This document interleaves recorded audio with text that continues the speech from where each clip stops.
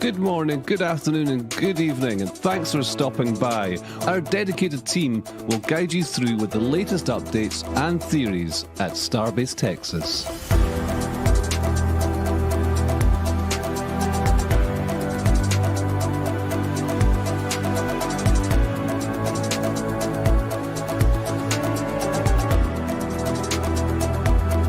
If you're new to the channel, be sure to hit the subscribe button and the bell icon for future streams. 9, 10, 9, 8, 7, 6, 5, 4, 3, 2, 1.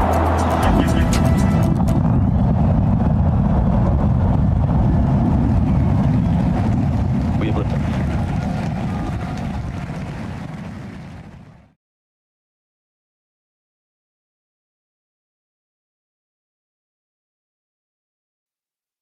G'day, good afternoon, good evening, good morning all across the world.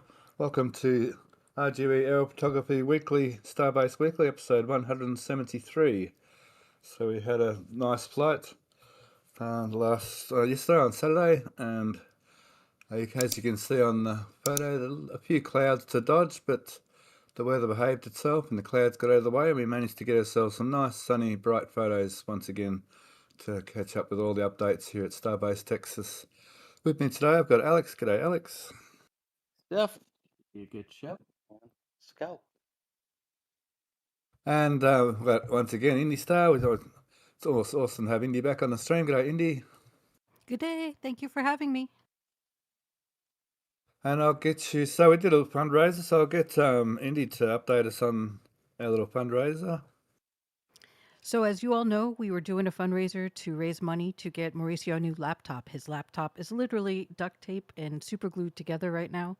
So a better laptop for him means even faster images for us during for our show and tells and things like that, which is a Patreon and YouTube perk. And we've actually not only reached our goal, but we've surpassed our goal. So thank you to everybody. We hope to be getting that laptop soon and starting to see the fruit of all of our labor. So thank you all very, very much. Yeah, an excellent job by the community. Awesome. Okay, let's go make a start over at Massey's. For a change, we'll start over there. Okay, we'll start down at the front of the site. This front of the site will do. So this week at the front, they're just digging out a bit more dirt over here for whatever pad. Probably a transformer pad over here. Thought I had one across the gateway. The gateway looks nice and open nowadays. We've got a new, looks like a backup generator. I couldn't work out it was a transformer generator, but I'm told the exhaust stacks there make it a generator. It's a generator. Yeah. Oh, and it's got Cummins written on the side of it too. I might as well go through in the order I've got them sitting here. So this week, not much action like at all in the testing area. We saw the big steel beams put on last week. We don't see anything extra on them this week. There's not much movement at all through the super can crusher. We did notice down here some things like that ram. Appears to be one of the rams from underneath because it's got its hardware attached to it. So maybe they're starting to do something underneath. It's starting to disassemble, I'm not sure. We thought that was some kind of ramp. It looks more like just some scaffolding material. Have the 5-gallon buckets always been on the clamps? Well, apparently they used to be blue, and so there's blue and orange. So, oh, they're not pairs. That's a reflection, isn't it? I thought they were pairs, but they're reflections. Home Depot and Lowe's buckets. Yeah, that came up in our show and tell. It's quite funny. I think Alaska might have come up with that. Good to see a bit of comedy going on, humour going on in our show and tells. Yes, I'm not sure that's actually an indication or not as to whether they're actually going to remove that test article soon. I weigh in and say, yeah. I don't see them staging all that there if they weren't going to start working on it. Yep. Now, the old nose cone gel, I'm still kind of sus that they may use that once again for another ship article. Although they did put a ship article in the Super Crusher before they put this booster article in, so 50-50 on that one, I guess. And the only other thing here is, where is it? Over by the old cryo stand, booster cryo stand. Last week we saw they had put new style booster clamps on it, and probably can't put a booster with engine in there. But this week we have more of the pull down bars, and I think they're linkages here. Remember, they have rods with threaded ends on them, and they put a threaded collar to join them up. So that may mean we're going to get a can crusher cap, the blue can crusher cap on this article very soon in the next week or so. I'm not sure. I should have asked Show and Tell if they've actually done any more testing on this tank. I've got an idea they didn't this week. Thought they did last week, or was it the start of this week? I think there's like 3 or 4 already done, but yeah, I don't think anything this week. So getting ready to do some more testing on the actual interstage and hopefully the grid fin sockets very soon. Oh, we've got Mauricio in chat. Cool. I'll give a big shout out to RGV in chat. How's chat going? G'day chat. Okie dokie. Let's move on to what's next in my line of organisation here. That's right, you heard it. Organised. Locks Farm. Only a little bit this week, I guess. Last week we already saw all these lines hooked up. Still no pumps. Now, I did notice one thing, Alex, I'll point out. You pointed out for me over here. Are you thinking, was that cryo testing you're thinking coming back through this system over here? I believe it is. Cool. They finally have the connection at the ground fab for the new pump supply to the tank farm. And it's not that important yet, but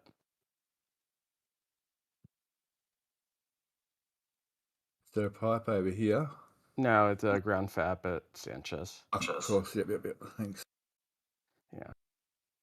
That's and they hooked up the pump outlet to the sub chillers. Down under here. Yeah, under No, here the they've pump, hooked up. yeah. Yeah. And they've hooked up, we know they've hooked up here as well.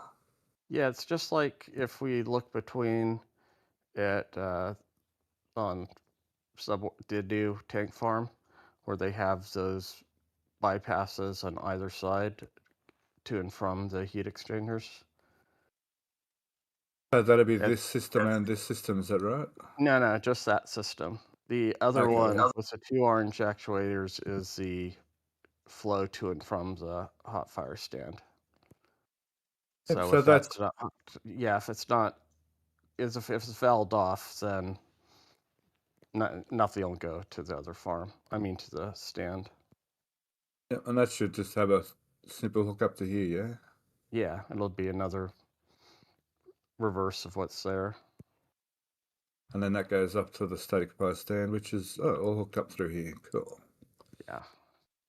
They still I have. still know. What are you looking for? The liquid nitrogen hasn't been running there yet. Yeah, so you can see the flange, because it's just right on. Yeah, and then the shadow of it at the corner down here, right underneath the elbow. Yeah, right there. Oh, that's a nitrogen pressure line. So I guess we'd have LOX high pressure and, gaseous oxygen high pressure and nitrogen high pressure lines in here as well. Potentially helium as well. Yep. What else on the LOX farm? It's almost done. It's just a few more connections. We'll notice this going around the whole site today, how many systems are getting super, super close to being finished off. Just a few pumps, a few connections, a couple more pipe runs, and something up in here with the tank supplies. So does that mean they'll tap into this line going to the cryo stations, do you think, will they? It's the one below your hand. It's the second one is a LOX. Yeah, that's just the connections. Yeah. Then I think the LOX is a nitrogen, I believe. Oh, yeah, LOX and nitrogen here going to the cryo station. Yeah.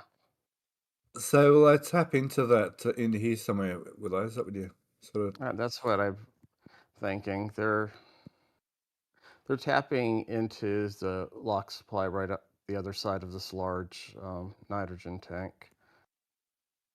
But that port on the top of the line is kind of curious. Yeah, that one. And it looks like there may be a connection down to here, perhaps even. No, because it's already connected to that line right there. Right there. Yeah. So, I mean, they might, because that would, if they do connect it there, it would get in the way when they're tanking and stuff. I think that was their best photo for that. Some really nice straight down photos this week. Okay. Yeah, it's a nitrogen farm. It's quite nice this week.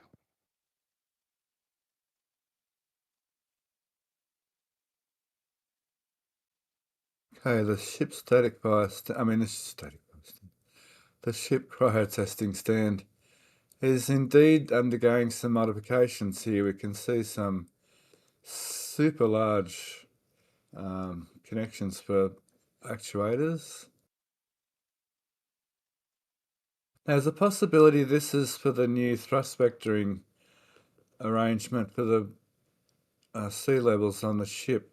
I believe Correct. they've been rotated, and this is the side for the thrust vectoring nowadays.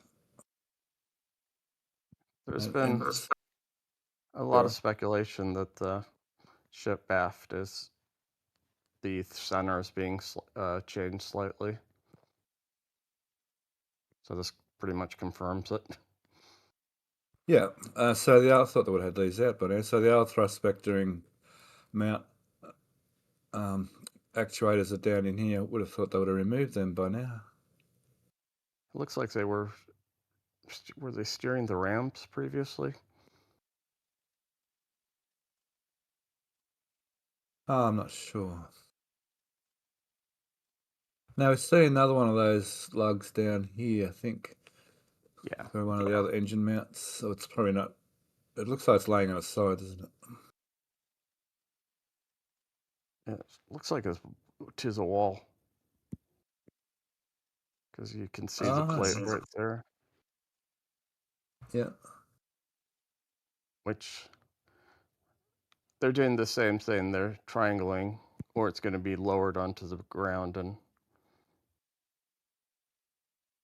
but that bracing just around 11 o'clock on the opposite, down to on the ring, it looks like they're putting bracing to mount one of those there as well. Boy, that's a lot of strength upgrade from the old system, eh? It looks like they're actually testing the mounts rather than just the linkage like they previously were, because previously they're just, I think, rotating around the angles the pistons were hitting the mount. Now it looks like they're also testing the connection, the actuator's connection to the thrust puck. Yep. Is this something I didn't notice this in show and tell? Is this something different up in here? Or am I just seeing things? It looks like the person's welding, and it's probably some sort of chain hoist or something for holding the plate up when they're welding it. Okay, yep, that would make sense. I don't get a better shot there anyway. Cool, thank you. And the spark kind of gives away. Well, saying chat, holy yellow umbrellas, Batman, for sure. Pretty colours. Sure. Oh, there can see now. That's can see those two in there. Cool. That's enough on that. Okay, where to next? I guess we'll go to the methane. Rabbit hole? Yeah. Now, we haven't worked out those plates yet, have we? It looks like they have all these cutouts, so it looks like they're designed to go around like posts like you might see on decking. Well, not decking, walkways. Or there's too many of them, but it's the same sort of thing they did with the Abomination hot fire stand they made. Oh, yeah, true, yeah. That'd be the ship static fire adapter system. It even has an official name, Alex. Abomination. Yeah, it was a bit of a, what do you call it? It's a bit of a tied up with wires for the job to get it going. So good on them anyway. You mocked them, but I reckon good on them. They did a thing like a farmer would do, just get themselves out of trouble and rig it up with wire and make it happen. They got back to their roots. Yeah, true. Actually, yeah, that's very true. I couldn't quite see over there. I don't think that's hooked up to anything still. That pipe over there. But they prepped the other oxygen supply. There's an angle that looks straight down. Oh, the other line over the back. No, the main LOX line. Oh, down here. Yeah, there's a angle that looks straight down. I forget what shot.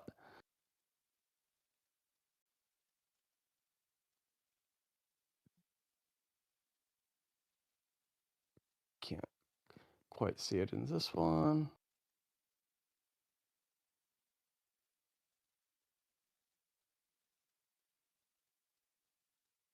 I might have to come back to that. I can't seem to see that photo. I'm pretty sure I got them all in order.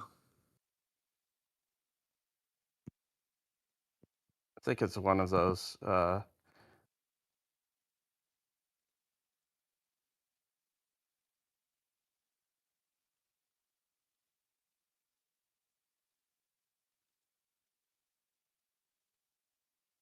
One second. It's not that exciting, but All right. We might give it a miss. We'll give it a miss. We'll head over somewhere more exciting like the methane farm.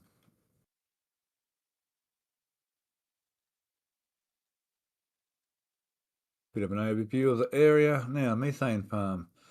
It's once again another area that's becoming quite finished off. We're getting there anyway. So we'll start down here. So they put that, is it the supply line? Yeah, to the static fire stand. They put it up on the rack. We saw that down on the ground last week. And various other lines ready to go. We'll see the methane return. I'm pretty sure we'll see the methane return. Come back to that spot and go through the methane return system. Over here we've got the liquid nitrogen line as well. Now in here we can see they've, we can see, clear as mud, isn't it? In here we can see they've hooked up from the pumps to the to the heat exchangers, then from the heat exchangers back out to the trench. but they're not hooked up to the heat exchangers yet. No, and there's the system here again. There's one up here and one down there again. Yep. The lower one is the same, is equivalent. The orange and red on the left for directing into or around the subcoolers. The one on the right is for detanking and to avoid. And that one should pop back up on the rack. So We'll drop onto down there there, and then come back up. and go around the corner. Oh, those two are the three in a row. The close one is the from inlet, and the back one is the outlet. And the two connecting pieces are on the ground. Yeah, that's the inlet, and the J there is the outlet from the heat exchangers. They'll be on the top heading down. Or that's the inlet. No, that's the inlet, actually. My bad. Had them flipped. It's all good. This looks like, for the rest of us, that just looks like a bowl of spaghetti, but that's all good. Yeah. And then the return, the black right there, it veers at the next pipe rung by the heat exchangers is where it pops back up in that corner. Up. And yeah, and then to the left, you can see the paper covering the flange. Oh, over there, yeah. Yep. Those two, yeah. See, back from the ship. And that's the detank, and then it'll go under here, and these valves will be shut, and it'll just go straight back into the tank manifold and back into the tanks. Correct. The tanks that we saw this last week, I think the tanks are hooked up to the main supply to the pump. So once again, this little area here is bar a few connections, pretty well ready to go. And I suppose there's still another line to run on the front here. So a little bit more work in this area.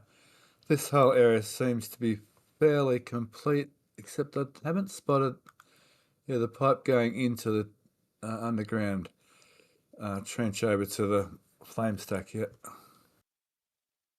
Just throw them in the hole. They're fine.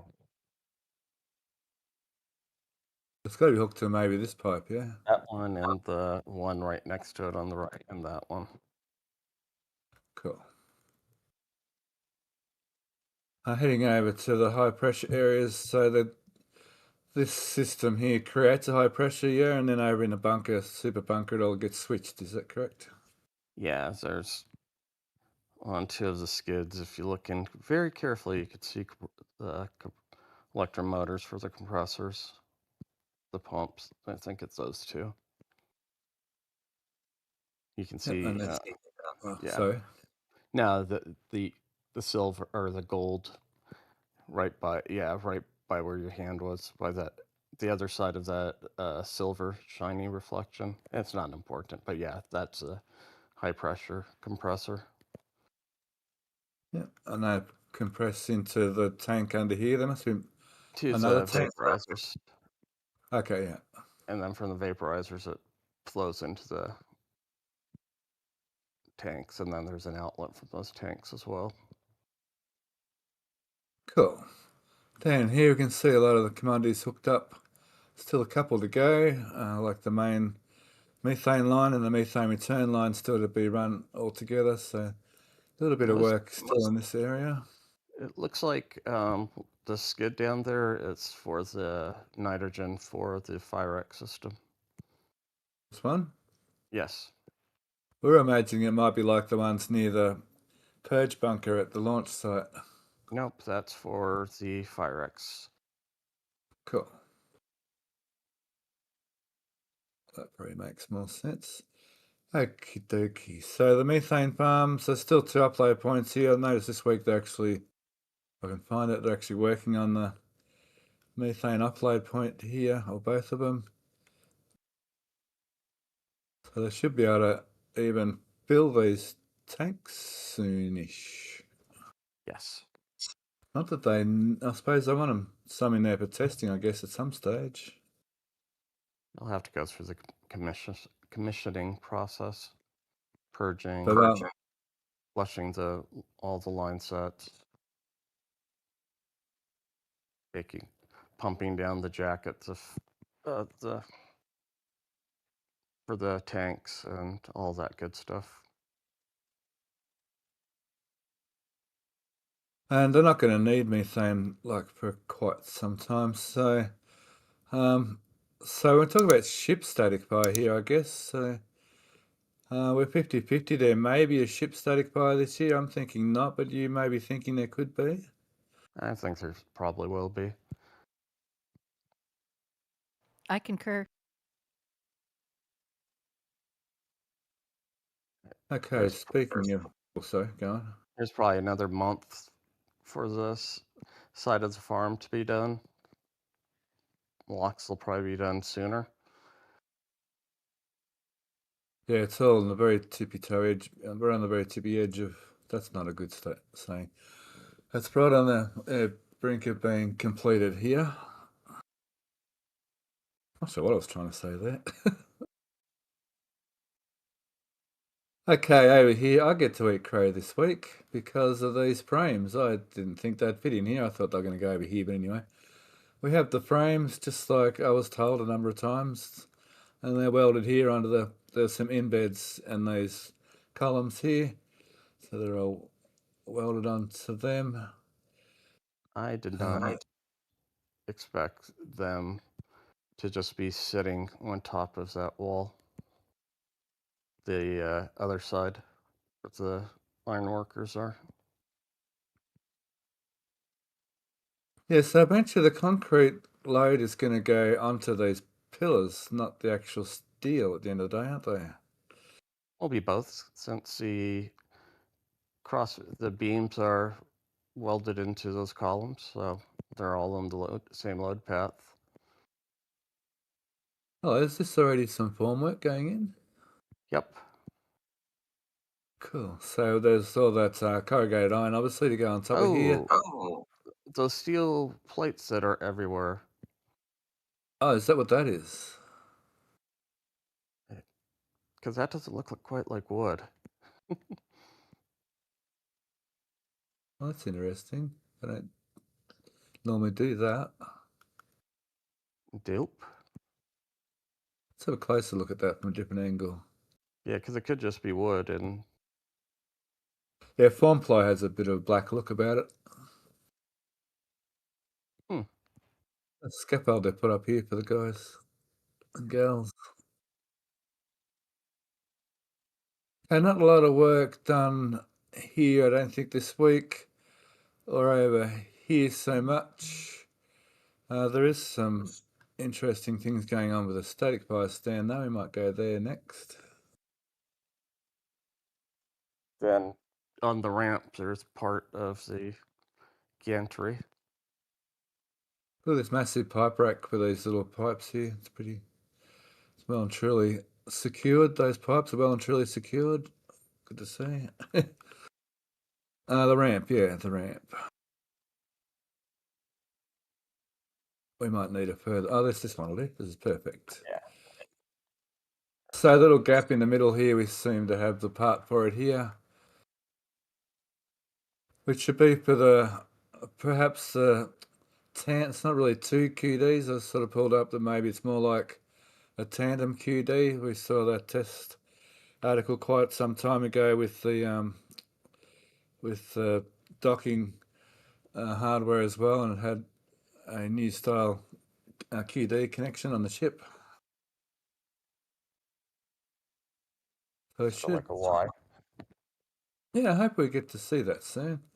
While we're here, we can see these plates here, and we'll talk about these ones in a second, but those grey plates, you can see them putting them up on the top here and actually starting to work on clamp mechanism hardware, or at least the base for the clamp mechanism hardware for the new style clamps, which we'll touch on again a bit later on. Those for the clamps or the artifacts? Well, they're okay. They may be these might be the clamps over on this. They might be I the thought clamps. those were the artifacts, and the clamps were Where's my orientation? the east-west, north. Those. So there's an R back here. I believe so. They thought the clamps were the old rusty razor blade, looking like in between. If you head down, and on the like right to the right, I thought a little bit more between those. Yeah, that I thought those centerpieces were the clamps. I could be mistaken. Oh, there. Yeah. Ah, gotcha. Sorry. Okay, yeah. That's RVAC. That's RVAC. That's RVAC. I think. For an RVAC to be in reference. Here. Yeah. Yeah, can't get my orientation correct here. I can't remember where the engines were.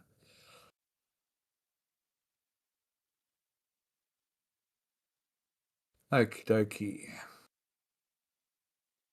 So that's a bit of an update there for the actual static bias stand, which is awesome. Yeah, the bump outs were where the artifacts were. Cool. All right. Now, just zoom back a little bit. Let me see. Where have I got a shot of that? This one may do it. Over here, they've finally pulled the bridge down and removed the last of ship 36 from this area here, which may be some of that over there and some over here. And we finally get the last of the RBAC engines out of, I'm guessing, the trench, unless it came out and was over in the swamp, but I guess that's from the trench. Doesn't much look like an RBAC engine, does it? Bell was a little sus. Well, I say a bit of polish, it'll polish out. Best offers only. The bell looks very sus. What do they say? They just run the engines again and the bells go back to the normal shape, don't they? I think I could find a tweet that alludes to that behavior. It just hasn't finished flowering yet. It's still got a little ways to go before it fully fills out. That's what's going on for sure. Cool. Alrighty. Well, I'm thinking about what to do next. We might go to questions and donations, please, Cindy. You got it. I have actually lots of questions and one very kind donation. We'll start off with the donation. We want to thank Gulnar for his or her donation of $5 Canadian. Thank you so much. And then we have some questions. Gwen asks, is there a photo or some sort of image that shows the failure of the test tank in the can crusher from where it burst on the side? Not this week. It was last week or the week before. Yes. We know. Let me just look around here for a second. This one. We know that it burst out of. We're fairly sure it burst out of the horizontal ram that's over this side of the test tank, because that's where the nitrogen vent came out through here, and that ram. I was trying to think. It was last week or the week before to go find the photo. The ram that was in there is now staged down below here somewhere on the outside of the cage. So remember, this test article is not just the test article. There's also a lot of hardware in there associated with actually doing the test. And some of that hardware includes these rams. For instance, these rams here go... sorry, not those rams. These ones down here. The angled rams, these ones, go in through the tank walls here, and then inside would be sleeved with perhaps some bellows. So what we think's happened is the actual bellows have failed. So rather than the tank failing, we think the actual the hardware associated with doing the actual test may have failed, being the bellows inside this horizontal tube, or inside the horizontal tube up on that ram up there.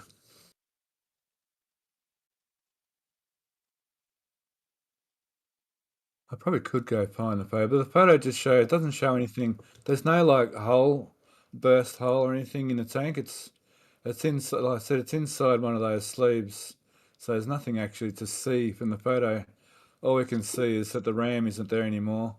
And the ram's 291, I think, is the best one from this week. Yeah, that one. Because you can see the ram. Oh, gotcha. Oh, thanks. Yep. So there's the ram sitting there that used to be sitting in here. I can't quite see its mouth. But that was in here, horizontal, and yeah, we think that's exactly where the burst was in there. So there was nothing to see on the actual tank because it was sort of internal, inside the sleeve. It's right by that come along where your hand is the mount.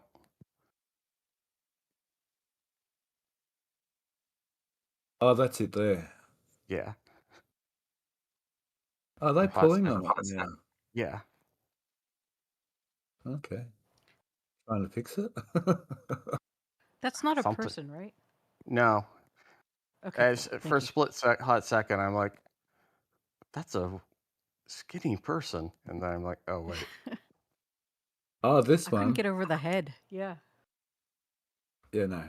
Yeah, no, Come mate. on. All right. And he has next some question coffee. I think that might be the problem. Next question is from All for One. They ask, is the umbrella stand able to test the 9-engine ship when we see it, or will it take another test stand? So when we were looking at the test stands and we saw the one with the umbrella? Yes. The umbrella stand.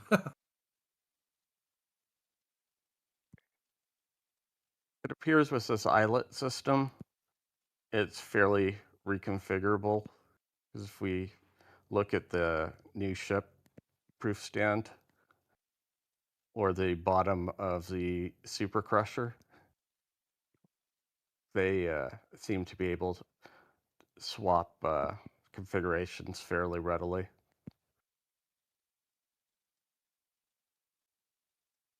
So in theory, they'd be able to test both? Yeah, they'd be able. Need to be reconfigured, but it shouldn't be a major undertaking. Nice. Thanks, Cindy. All right. And then the last question, Sasha wants to know, just your opinion, when do you think the next launch will be? Boy, that's a topic with so many different answers. Everything from December through to March is sort of the guesses. Well, that's what I'm getting back. So I have trouble deciding myself. So when I don't know for sure, I don't say it's definitely going to be this or that. But I do listen to a lot of people, and yeah, I hear a lot of reasons for people saying March, and I hear a lot of people saying good reasons for December, maybe pushing it, but January for sure. It seems likely as well. Alex, you had a thing on this about production. Yeah, I think it'll be by the end of January, or at least announced for the end of January. It could slip to Feb, but with the cadence in flights they were already alluding to on the last launch, they're going to have to be producing ships at a much more rapid pace than they have previously up to this point, because they'll be supplying not only here at Starbase but also Florida. 39A is coming together very quickly. So the time it takes to build 39 should be quicker than, say, previously, but also ships following 39 should even be quicker again, I think, because the first one may take a little bit longer than the final production run, and we're still, you got to remember, the factory is still under R&D as well, so the version 3s, version 4s may even get put together even quicker again once they get to there. Getting a lot of mid-March and mid-Januaries, or a few anyway, in chat, so thanks for your feedback in chat. Feel free to throw your guesses in, it's alright, we won't hold you to them. Well, we Only might. only we Speak for get held yourself. only we get held to what we say, isn't it? Us commentators in the public eye. Aldo Pro is available for everyone. Yes. Okay, thanks, Indy. My pleasure. No more questions? Cool, let's go to Sanchez.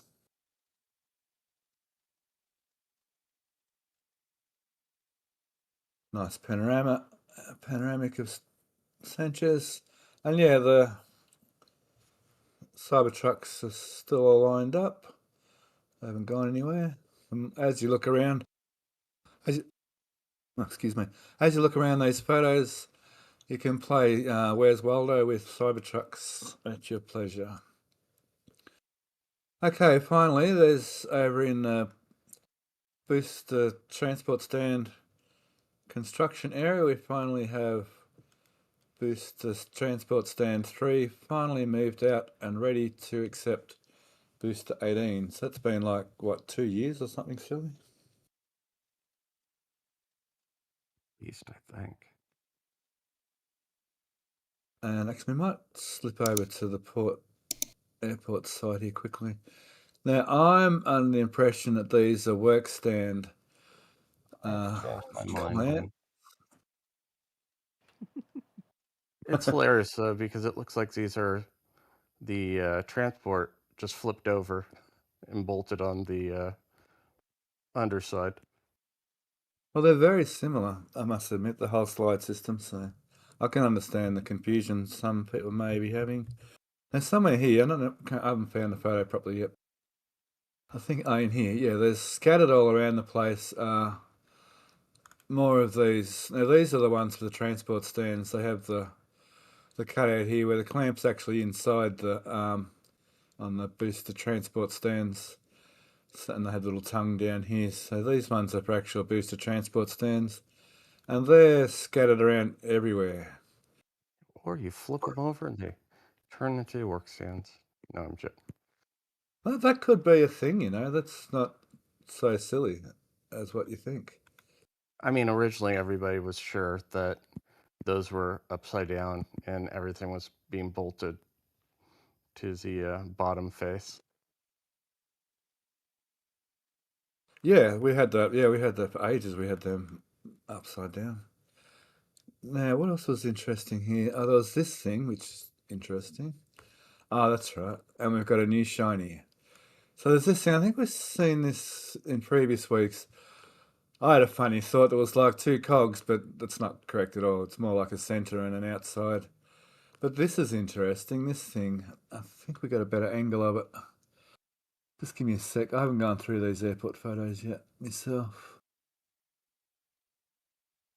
There's a nice side shot of it. Just give me 1 second here, guys. and we get a good view of the actual shape of the thing.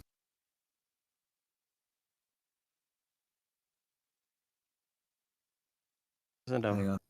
I'm thinking, yeah, it's in this batch.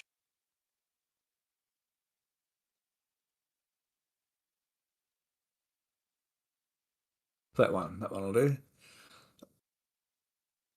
Okay, so it appears to be a dome, doesn't it? Yeah. Two clamshells.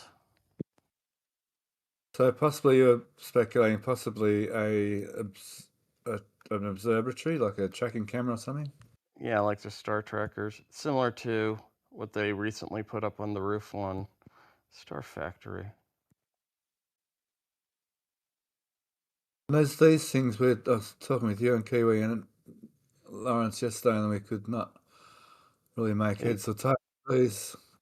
They look similar to the cable chain on the side of the OLIT, but a lot, but different. But it has those sort of vibes. Are you telling me then they're going to pull down Tower 1 and build a new tower because these are here? Sorry.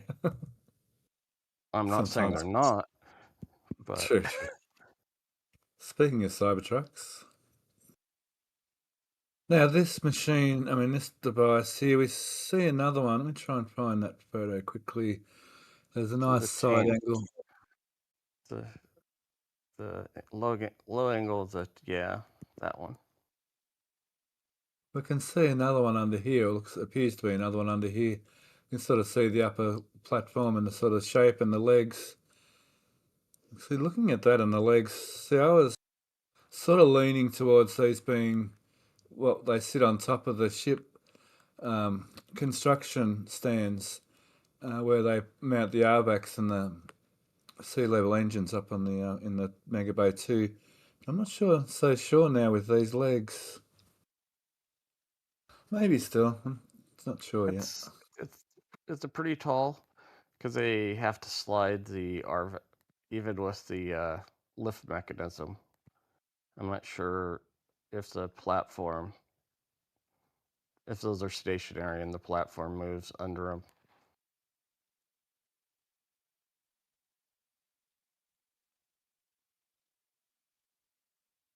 We get a good shot inside. Just quickly, so they are quite tall legs actually. Okay, maybe it is. So we got the spot for the airback down in there, and up on here, I guess we did work this out once before. The sea levels sit up on the top here, I think.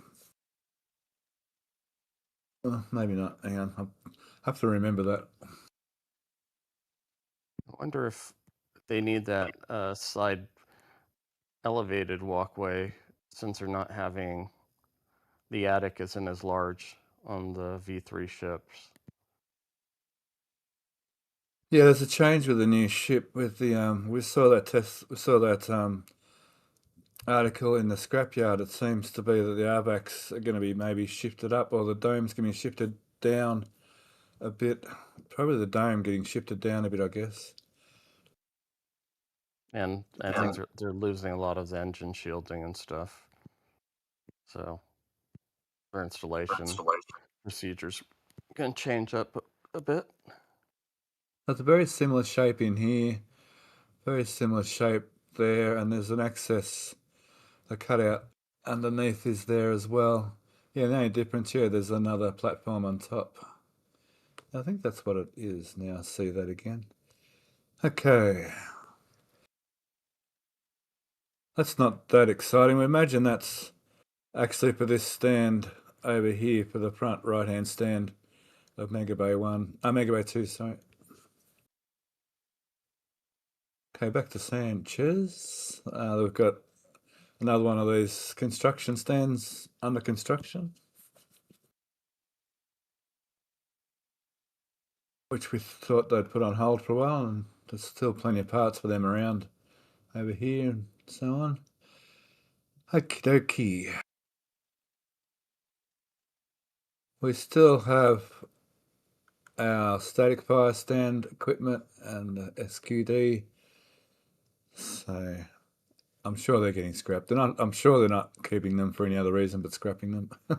Please. And the covers for the BQDs are still here, and these templates or whatever they are, perhaps the inside formwork for in there under here. Sorry, I'm just not quite sure on them yet. Probably the form or shims was another good guess. I think in this photo, Quick yeah, not question. much. I go for it. Is that a BQD hood 2 or 1? There's two there for the pad 2, one for Right. the locks and one for the methane. And Put they're together in, for easy transport. yeah. And we're not sure if they're welded together and they're going to cut them or whether they're actually just bolted together for now. You know, when you build a jewelry box, you build a cube and then you sort of cut the lid off, which I've seen Kelly actually do that, making jewelry boxes. Or whether they're bolted together. You get nice bookended grain. Sorry. You're up on little shinies, are you? No, your jewelry box. Oh, yeah. Cutting. Yeah. Can we set? I'm not quite. Okay. Over here, we'll try and find that. Hang on, I think it's in this photo. Here, yep. We'll start down here. I don't have ADHD, promise. So we've got 20, I think it's counting 21.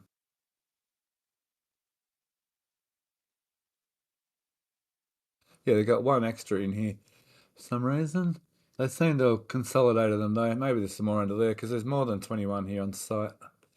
So they'll be getting close to being put in. We'll come back to that back at the launch site. Cybertruck. Okay, over here we have, last week we saw these segments, this little spider web type construction. And this week it's fairly clear that it's the platform that rises up underneath the static fire stand. You cast your minds back not that long ago. They have a platform that raises and lowers underneath here to give them basically the same as a dance floor, and it's hooked up to lift hoists, cable hoists up under here, chain hoists, sorry, up under here. So that's getting rebuilt. Looks a lot, I'm not sure whether it's a lot stronger or a little bit taller. That may have something to do with, once again, the new ship aft configuration. Well, here we can start looking at the QD. I've got a better photo, but start looking at the ship quick disconnect. Let me find that better photo.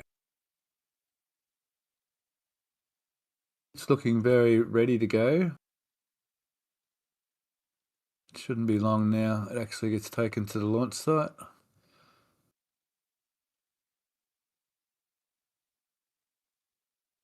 The one site I didn't file manage properly. This one here, I think I'll do. So that frame we saw recently sitting over this way a bit, we can see it's been installed over the top of the pipes.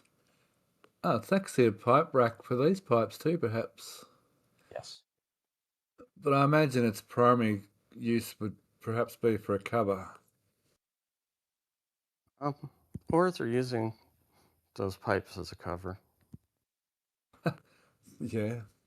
They're, half-inch stainless steel. So the new arm we've got over this number of times, with all the equipment closer to the hinge, it's better for it to retract. It's also better to keep it away from the plume as well. So it's got its main cryo lines. It looks like they're even almost where they're going to be terminated on the tower. They've got their gas lines and their possible hydraulic lines all in place. So I can see this getting shipped out to the launch site within a couple of weeks now, which is pretty big news considering how long that's been sitting there as well. We've seen the tower has been line bored. We know this has been line bored. So everything's sort of ready to receive it at the launch site.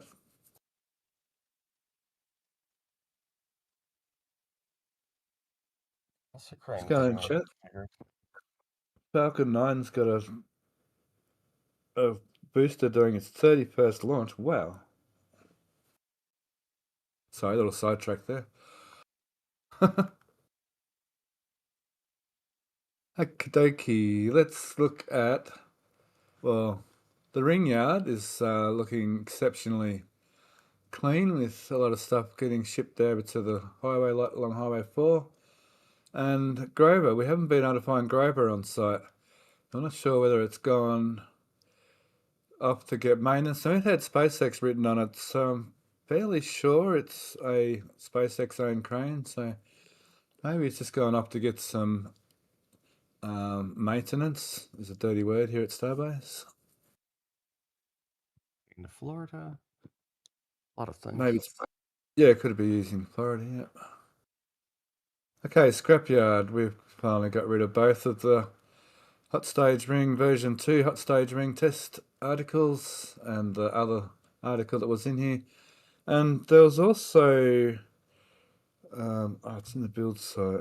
Oh no, there was also another 4-barrel section rolled out of the factory and brought over here too, and it's also been scrapped through the week. So the scrapyard's back on sort of target to get things scrapped, and we've got the dance floor here. So it looks like its days are very much numbered. We could almost call that the official start of pad scrapping.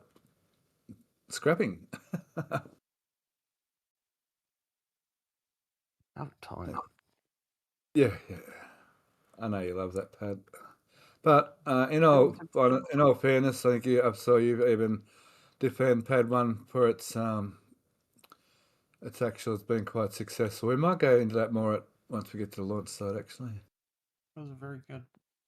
I mean, it started life more or less as a hot fire stand and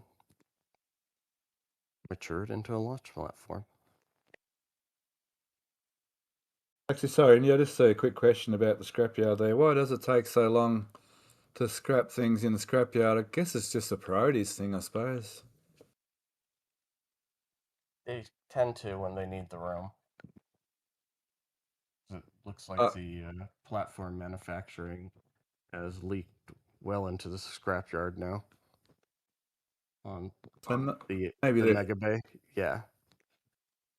Maybe they're freeing up some space to scrap some more things from Pad A. Or more room for building the stands, because it looks like... Okay, yeah. Yeah, it's slowly encroaching, yeah. Maybe that crew just grabs the plasma torches and had fun.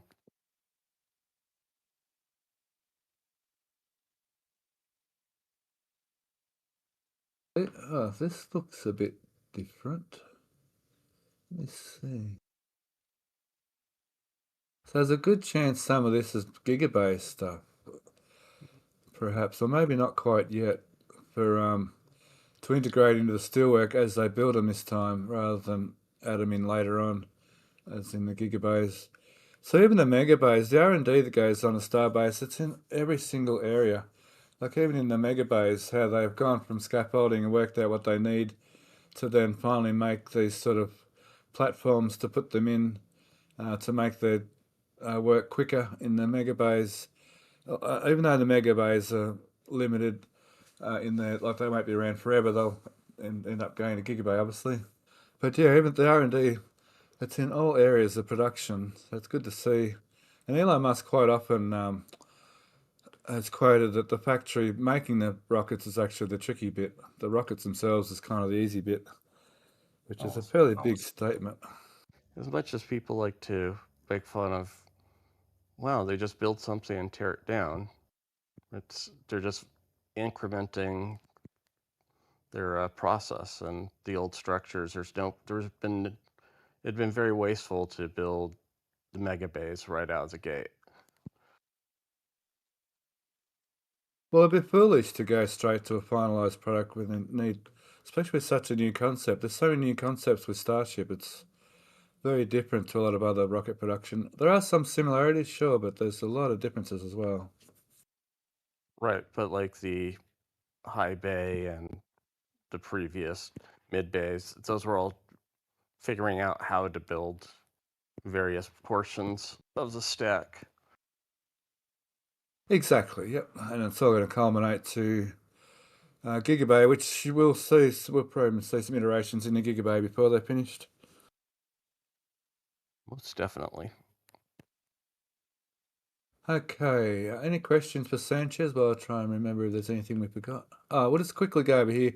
They put booster transport stand number 3 over here.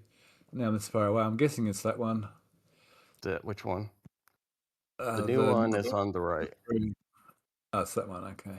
Yeah, it has the skinny, the small clamps versus the. Oh, gotcha. Yep. Thank you. And you'll go take some questions if you don't mind. No questions for Sanchez, but we did get a gifted sub from the one and only Spooky Scary Skeleton. Thank you. That's a pretty cool username. Because it's Halloween time soon, isn't it, in America? Yep.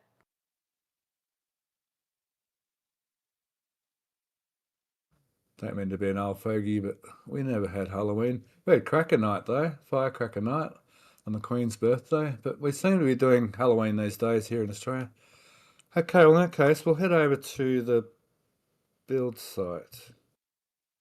Zoom back out of Megabay 2 there. I guess I'll start on Gigabay. Gigabay. They haven't said it properly this week. Now we've got That's 100 twice photos. good for you. There's a running joke in our show and tell about names for Gigabay with some Family Guy references. I'm sure you can understand what we're talking about. Gigabay? That's the one. It's always funny. So they've finished we're calling it the pile cap, aren't we, underneath? We've finished the pile cap in these two areas, and boy, a lot of the floor concrete's been poured. I think there's only this little section here left for the main floor section, and just 12 actual work bays to get poured. So the whole floor, the flooring part of the Gigabay is almost complete. Thought the only thing left after last night was the 6 workstation areas by the parking structure. Oh, so they would have finished this pour on flyover day, and then overnight, is it, or there's been some pours on these two? Yeah. Oh, by next week, this will all be finished, and we should see a bit more steel than that one piece of steel. One little token piece of steel here.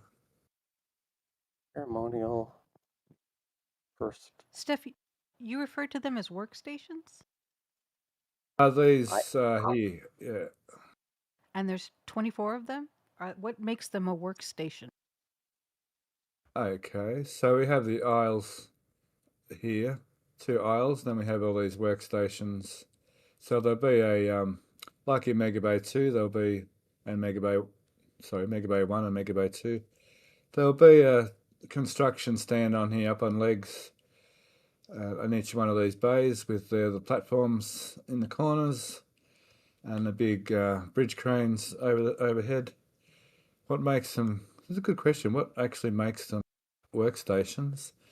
Well, the count. We know there's 24 of them. We've been told that. We know there's a centre wall and 2 aisles, so that's sort of fairly easy to understand that they're workstations. And each one of those workstations will have a vehicle being built on it? Absolutely. So there's probably some of them will be turntables in amongst here, and some of them will be for like what we see in Megabay 2 here is a really good example. I mean Megabay 1. I don't know why I'm mixing them up. The same in Megabay 1, how I'll use the roof as a floor plan. There's 2 turntables in the front 2 corners and 3 across the back. there'll be a similar system of turntables, maybe along the factory side. There'll be a couple of turntables and a centre stand to fully stack it. Then they may move over to finishing up stands. There's a few theories on how the flow will work through the Gigabay.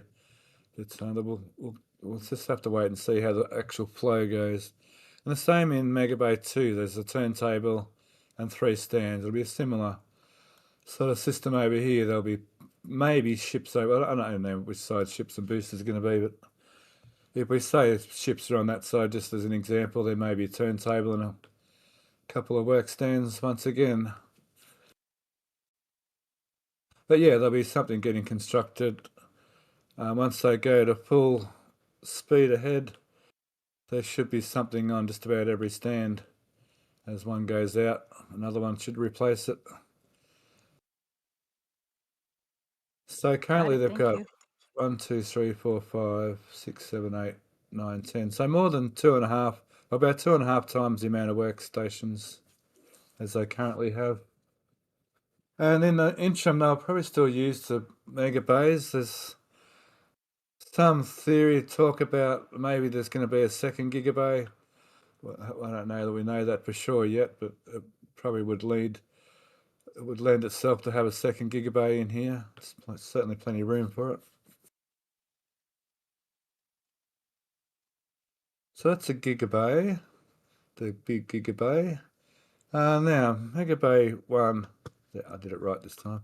We can just see boost to 18 in one of these shots. Maybe this one. I think we get a slither of boost to 18. Methane tank. Oh, it's one of these photos. But anyway, boost to 18 methane tank is sitting just here, or 2/3 of it. So we've had, I can't remember whether they showed this last week or not. We've had the forward section of boost to 18 roll into Megabay 1.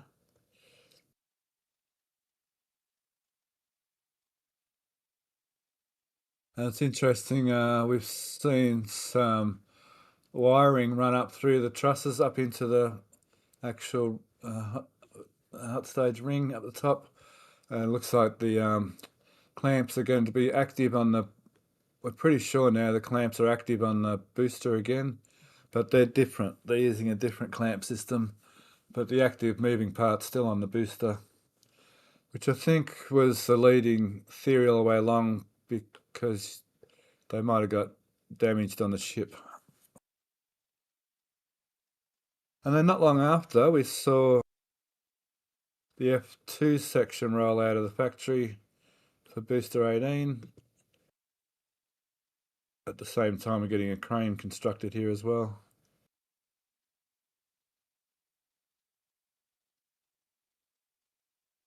Now that leaves one more quad barrel section for the booster 18's methane tank, which we should see sort of soon. So booster 18's construction is back underway.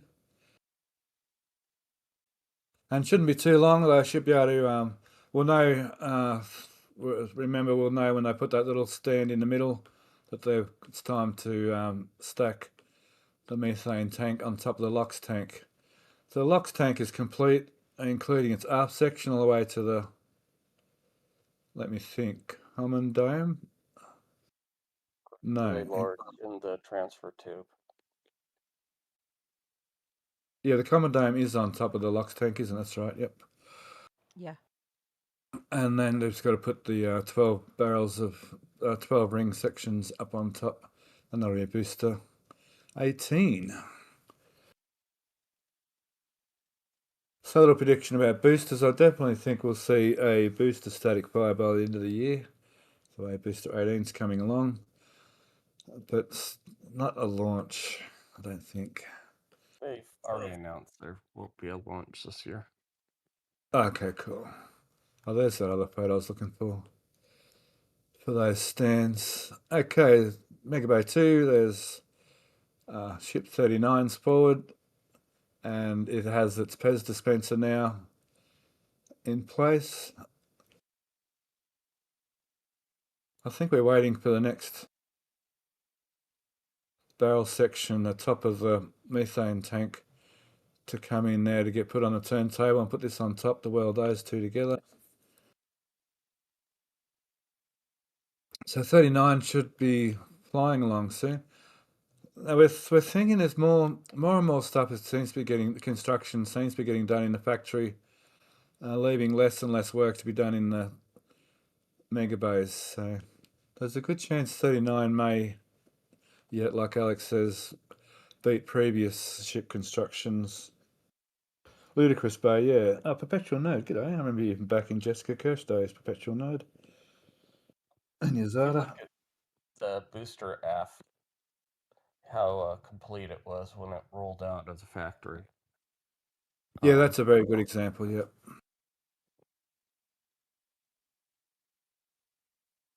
It's easier to production line inside the factories than you're stacking.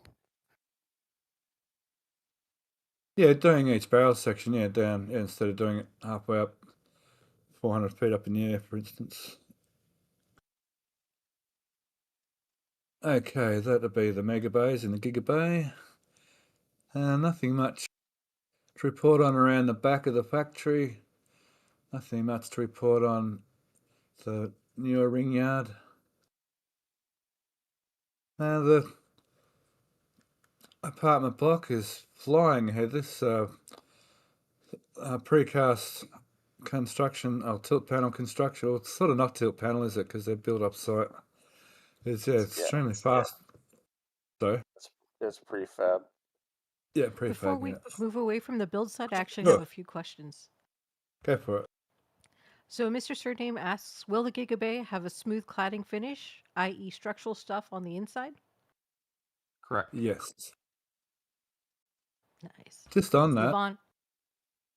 Just on that, we know that see on here they're using the double columns here, so this sort of structure you see on the outside now, that sort of whatever that load, I guess you could call it, holds, is now being now this sort of truss system is being used. Plus these walls in here sort of give you that strength instead.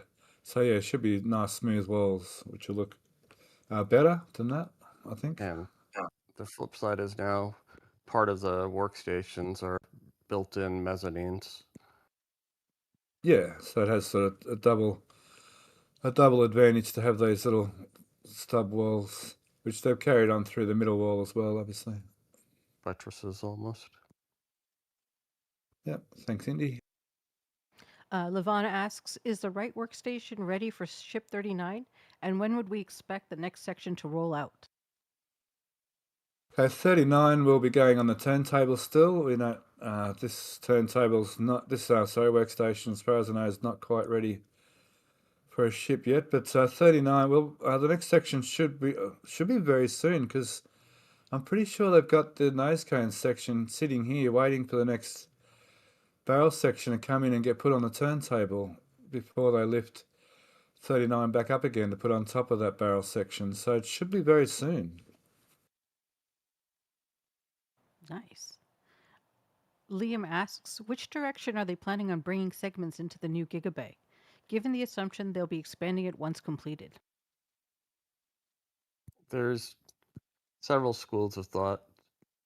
Some of us think the barrels will come out of the factory directly to the 6 turntables or assumed turntables. And then others think they'll roll out towards the old OG ring yard and go into the down the transfer aisles and maintain the same stacking technique as they were doing in the Gigabays. See, And there could even be a roof over between the factory and the Gigabay. There could be a little roof across here as well. And I imagine that could even create a corridor along here as well, to be honest. Right. Like, it'll also sort of be a transfer aisle if they do that proposed or thought expansion.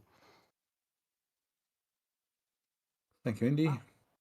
And last question is from Miyazada. When we were talking about the workstations, he wants to know, will we expect vehicles to move from station to station or be fully constructed in place? Well, the only thing we sort of know is that the obviously get stacked. The tanks get stacked on two separate turntables, and then they move to a workstation. So that'll still happen as far as I know. After that, I'm not sure. I'm thinking they'll stay in the same bays. Some people are thinking there'll be certain bays for certain jobs, like perhaps there'll be a particular engine fitting bay, and perhaps there'll be a particular chimes bay. But I'm just trying to think. I don't remember. I'm just trying to think on Megabay 2 whether they could do all of the construction on each table. I'm kind of think I remember they can. It's not really set up for assembly line with the individual cells for where the workstations are. Right on. And the very last question for this section, or actually for what you just talked about, which was the apartment buildings. First Draft wants to know, will that apartment building have really good soundproofing? Well, it is concrete. That's something. Yeah, but I feel like a rocket engine. It's going to be pretty loud. Oh, it's just the trucks and the beeps and Oh, that's true, eh? yeah. I'm pretty sure it's a very small units. That's the reason they don't have many units facing the factory. So they're using the parking structure as a deadening feature. Oh, the They could beeps use of the the water machinery. Yeah. deluge. The beeps of the machines. Yeah. And deliveries Or and the trucks, yeah. forklifts, and it's noisy. Elon's favourite noise, those beeps. We do know, just on that soundproofing, we do know that the parking garage is isolated from the actual residential areas through these little gaps around the parking garage. There's also expansion joints somewhere in here too for the areas of, through there, I think. So there is some sound dampening between the parking garage and the actual residences, but I don't think that's the question. I think the question's more from outside noise, like you said, the beeping noise. And rocket engines, I don't think you can do much about the noise of rocket engines. They're just loud. Yeah, they probably do much wouldn't about be there either. Yeah, the orientation of the living space, they did as much as they could to physically isolate it from in facing the primary noise access from the factories and the bays.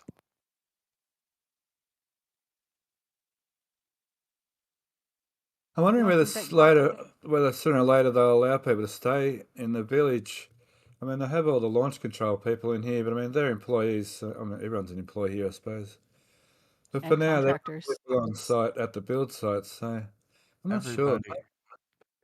It seems like everybody. I mean, from the viewing parties, seems like all the workers are in the factory during launch.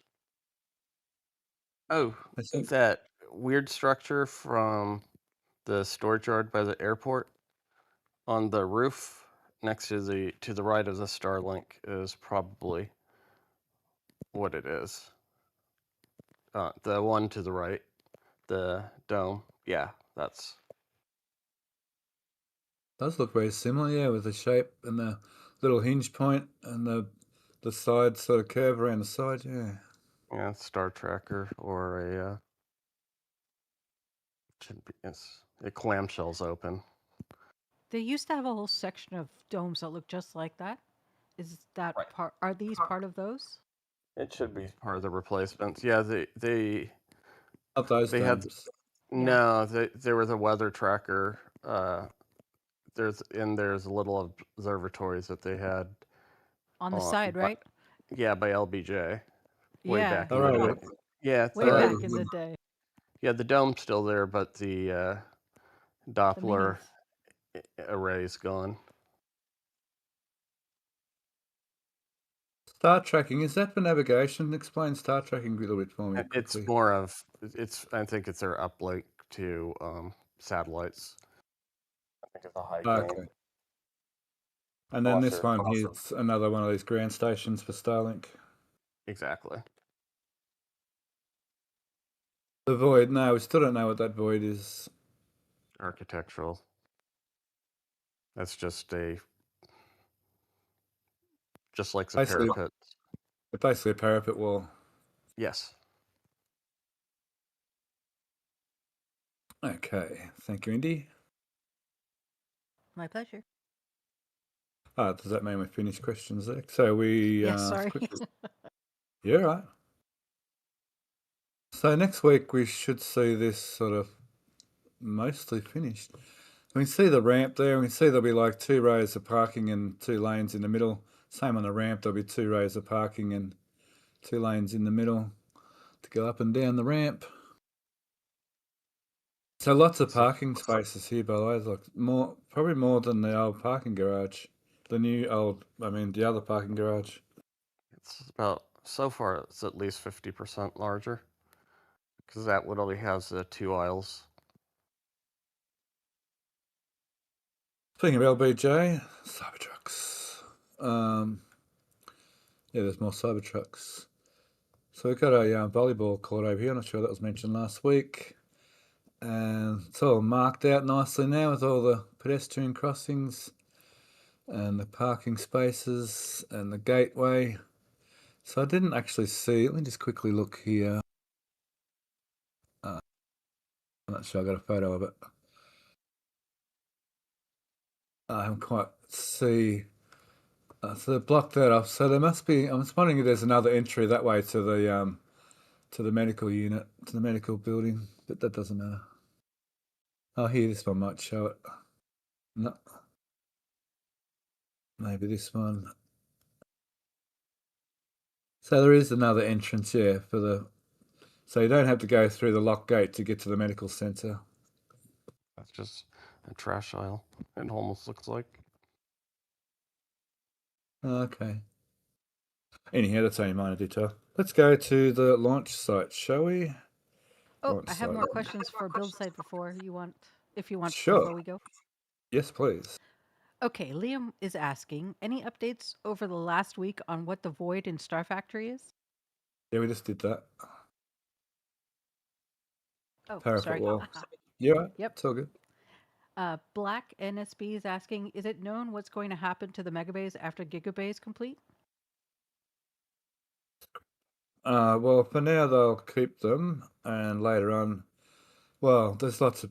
I'm predicting they'll probably make another Gigabay, but for now, I guess they'll stay there. There's 2 change of thoughts there as well. They're gonna get rid of them, make another Gigabay. In the interim, they may use these for specialty airframes like specialty tankers and depots and HLS and so on. Nice. And And then we also other want to payloads. Sorry. Yep. And then we also want to thank Black NSB for his $20 donation. His or her, sorry. Next question is from Liam. Can we get a grass growth update out of, can we get a grass growth update on the front of the Star Factory? There seem to have service trouble growing grass. Yeah, they're not the best horticulturists in the world, I must say. They Yeah, should just do AstroTurf and be done with it. Right. Yeah. Especially in Texas. Or they're using the wrong seed mixture for their soil. And they probably... I thought I saw a question about the storage site for the Gigabay steel. Go there anyway. Yep. Over at. So Kai actually has a recommendation or a request. Can we get a look at the Crane Gigabay storage lot? We're there.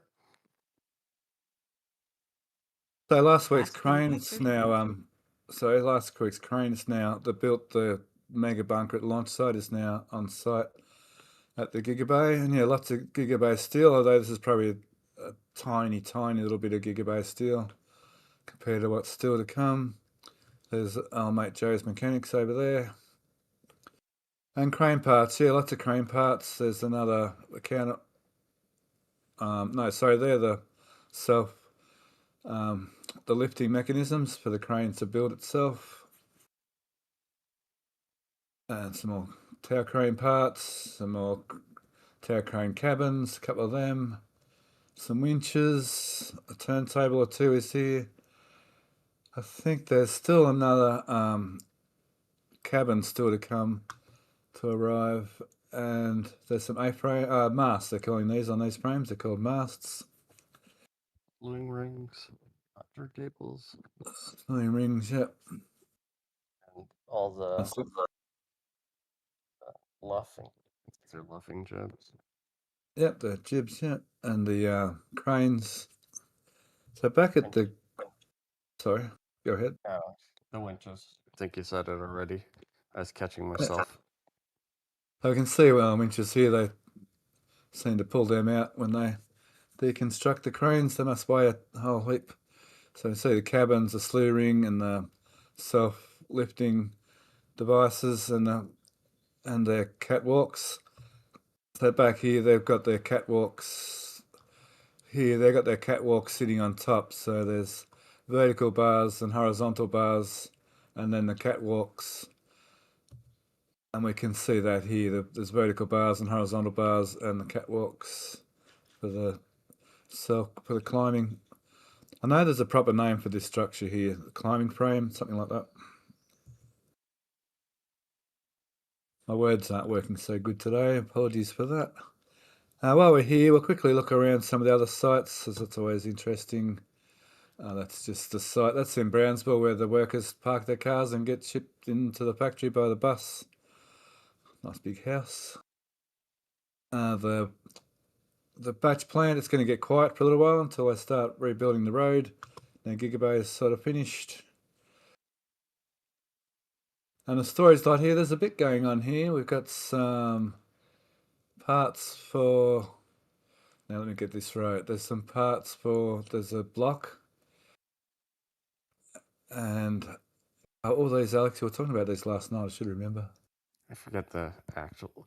One of them's for the hook. One's I'm not a crane person, so. Yep, so. The block. That's and the boom. These are for, aren't they? Yeah, one of those I believe is on the actual tip, and the other one travels with the hook. Yep, yep. What else was new? Oh, down here they've been removing. So there's some boom sections already gone to the launch site for the SpaceX LR11000, and I believe they're bringing counterweights here. And Steph, Crane Man to the rescue. It's called a climbing section. Climbing section. Thanks, Crane Man. Appreciate it. Or the thingamabob. I'm joking. Yeah, I like Man. Yeah. I like the thingamabob better. I appreciate it, Crane Man, and yeah. Oh, I see. There you go. I can see you. Why is it? Oh, so. Oh, I see. That's my Twitter handle. That's not my I'll just say hello, say your name. I actually username in YouTube. I mean, Crane Man has that name memorized. Good job, Crane Man. Yeah. Well, it's in the description, so you might have just cut and paste. Might have just copied and pasted too. Sorry. Oh, I didn't mean. Space Girl. Yeah, that's me. Yeah. Say that again, Alex. Aussie Space Girl. It's Aussie. It's O and Z. Aussie. Aussie, mate. Aussie. Aussie. I love the way American. That's it. Okay, well, I'm calling this a police station for lack of better knowledge of what it actually is. We got some, some electrical cable, perhaps. And utilities being moved for the road construction, it looks like. Yeah, they're moving the power. I think Dave Avery might have been down there recently saying they're moving the power lines over to, yes, that's correct, he was, to start, winding the road. I thought one of our photos showed it better than that. Anyhow, doesn't matter. Yeah, this photo shows it, sorry, over here. You can see how they're moving the power poles right over away from highway, and this will all be 4-lane. So perhaps two separate, like, roads, 2 lanes going that way and 2 lanes coming this way with a bit of a median in between. Correct. So they'll possibly build one side and keep it 2-way and then perhaps reconstruct this side in a concrete finally to make it 4. Yeah, I've heard people say it's fibre optic, but the colouring, I'm not sure about whether it's actually fibre optic or electrical, to be honest. Could be. Because there's these caution yellow, orange. So, yeah, it's closer to the orange than it is red, but we can move on because people get dreadfully bored. Yeah, for sure, yeah. Quick look at Rio West, it's coming along as we would imagine. There's a new restaurant getting constructed over here. Looks like it's coming ahead nicely. Every week that's changing. It's the only thing that's really changing here, except for the odd bit of cladding and what have you. Parking lot.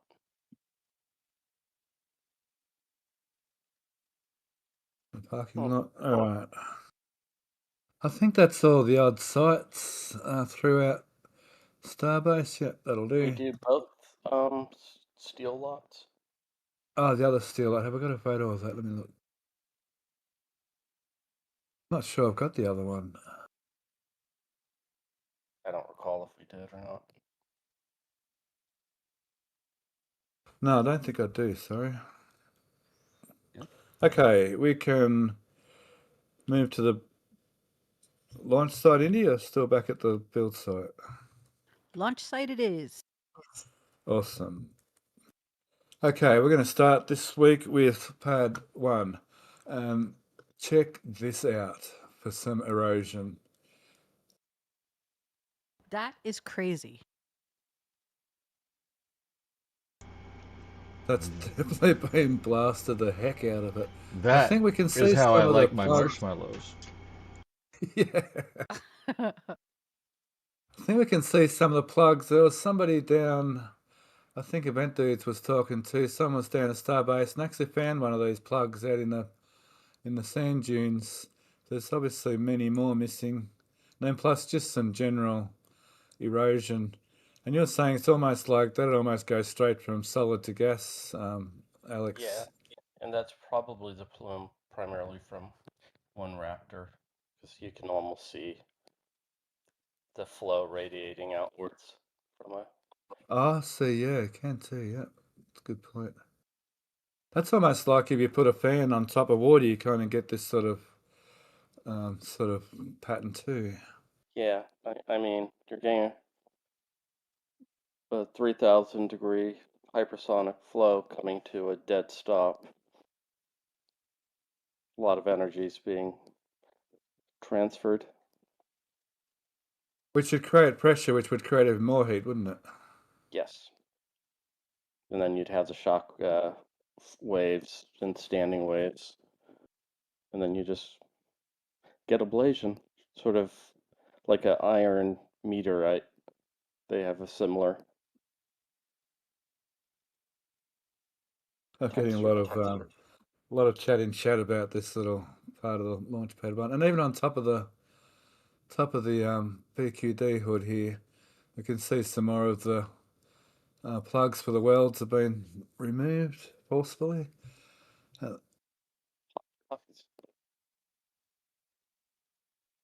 I'm not sure whether it's me or you, but you're a bit potatoey, Alex.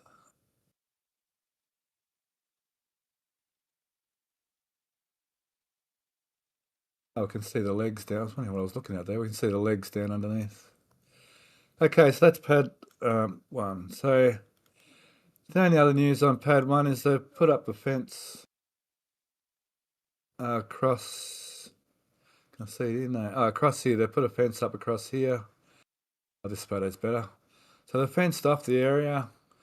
Actually, I might as well stay over here for a second since we're on that subject. Over in the methane farm. Let me find methane farm. That's not the best photo. Hang on.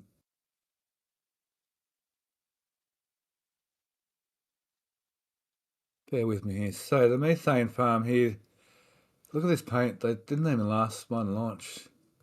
It's already being ripped to pieces. Yuck. So over here, a more serious note, they've taken a basket strainer out of here, perhaps remove some plumbing from here.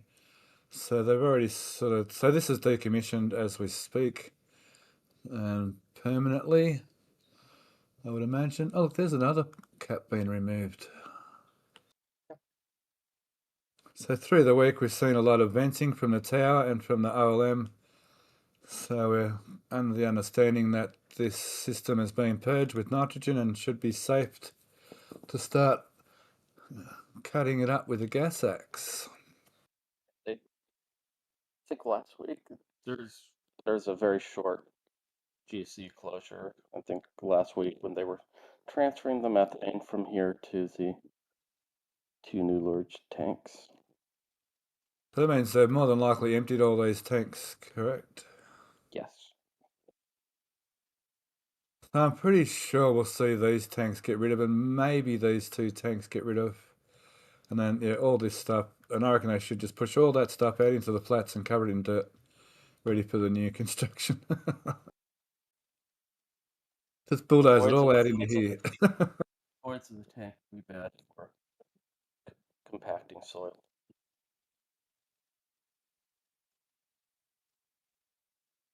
Are you saying meteorites were formed by rockets? Yeah, it almost looks like a meteor, doesn't it? Yeah, I think you even expressed that yesterday. You're saying it almost looks like an iron meteor. Yeah, it's the exact same process as it's coming into the atmosphere. Of course it is, yeah. Friction, Heat, ablation. Yeah,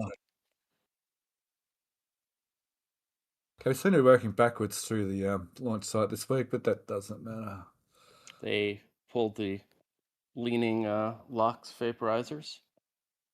Yep, in here. So the ones with the cables attached to them have gone in that area too. They're starting to jackhammer the bases for the three new bases that have been sitting here for some time. It looks like they might even be getting ready to move them out for three more of these braced vaporizers to make them all the same. So the high compression tanks, it seems like they're mostly being removed as well.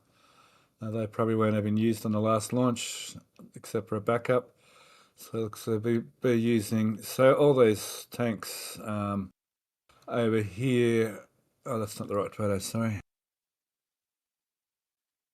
All the tanks on the bunker over here, all these high pressure tanks, all that sort of system is now all underneath these tanks.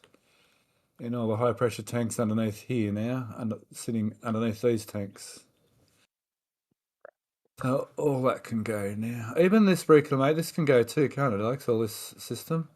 They're probably going to continue to use it. I can't see underneath the new tanks whether or not they have an analog for it. I want to see all that go, but I mean, they might move it, and yeah, because currently there's only it appears to be a knockdown tank between the two new, so they can only just vent gas or flare it. Between the two big tanks at the methane side. Correct. They're the ones that sit right under there, aren't they? Yeah, there's the big silver ones. Alrighty. Okay, might as well keep going backwards through the side, I guess, while we're here. I mean, we're finishing up with Scrappy.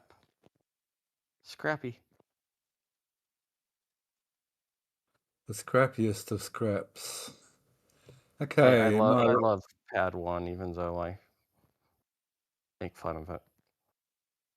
So on that, yeah, Pad 1's been actually quite remarkable. I mean, it's proved, I think you were saying it's had 10 launches on a third of the water the SLS used. Correct.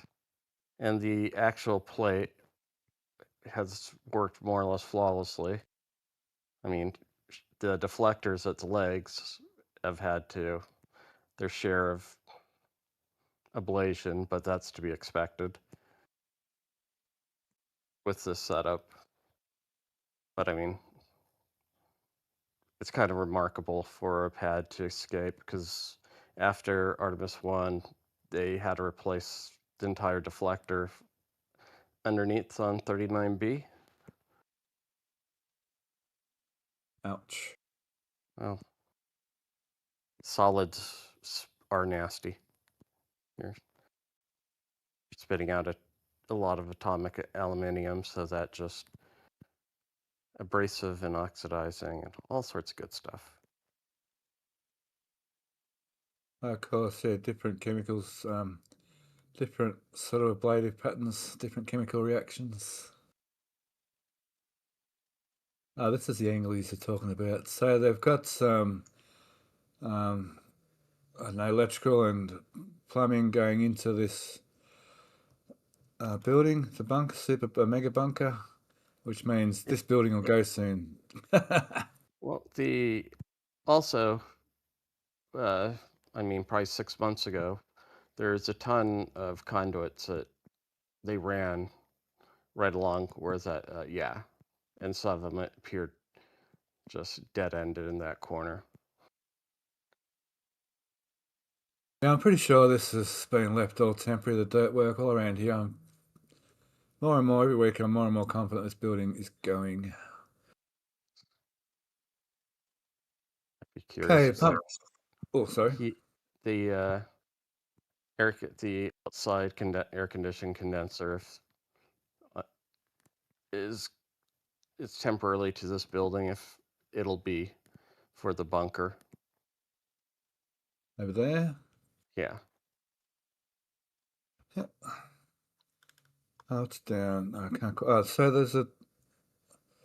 they're starting to put some covers over the transformers. This one has just scaffolding around it. I'm thinking it's for protection, but Alex, you think it's probably not quite far enough away. And I'm thinking this may be another cage for that transformer, but maybe not. Well, there's also a huge stack of cinder block next to the power bunker with all the VFDs for fencing off that high voltage switch yard.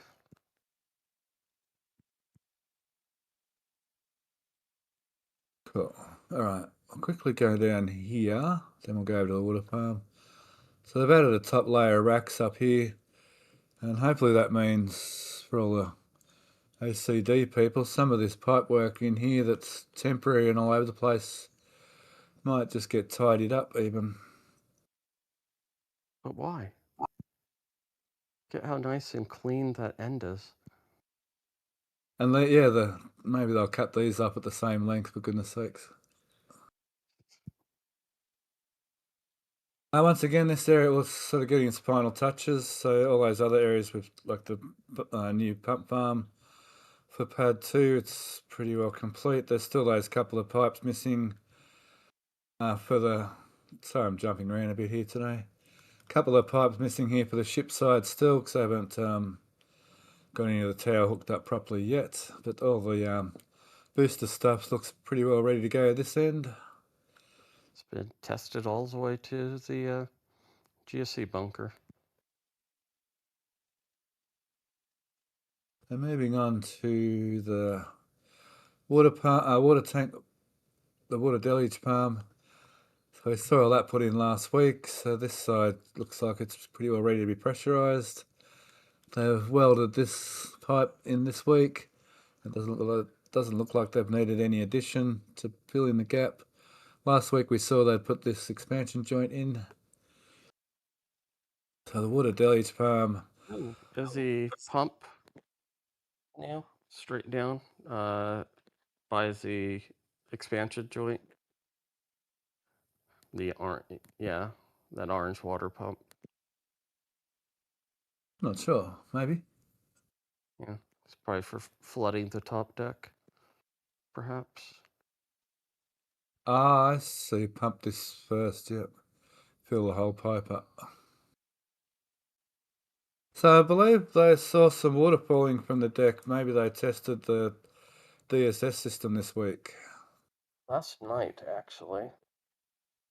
Sweet. Yeah. So that's all been tested. We just need to see a test on this set of gas generators, but considering the success of all this system, I'm pretty sure that'll be fairly straightforward and nothing much exciting there. Over here we have this drainage system here coming through. Looks like it's picking up the stormwater on the Highway 4 here and coming across here to the across to the pumping, the lift station. Yes.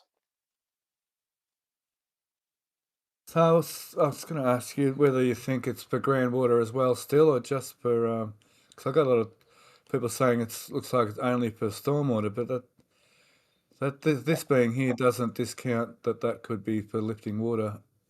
Currently, it looks like it's there for just stormwater. I don't know if the lift station has a is like a dry well on the bottom, or if they actually put in the sealed cement base. Ah,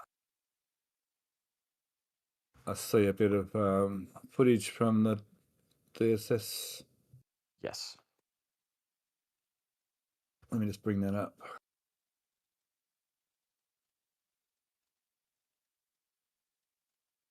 It's on the wrong screen here. Thank Event Dudes and Starbase live from NSF here. So I've got our tags on there. Cool. So this is DSS operating.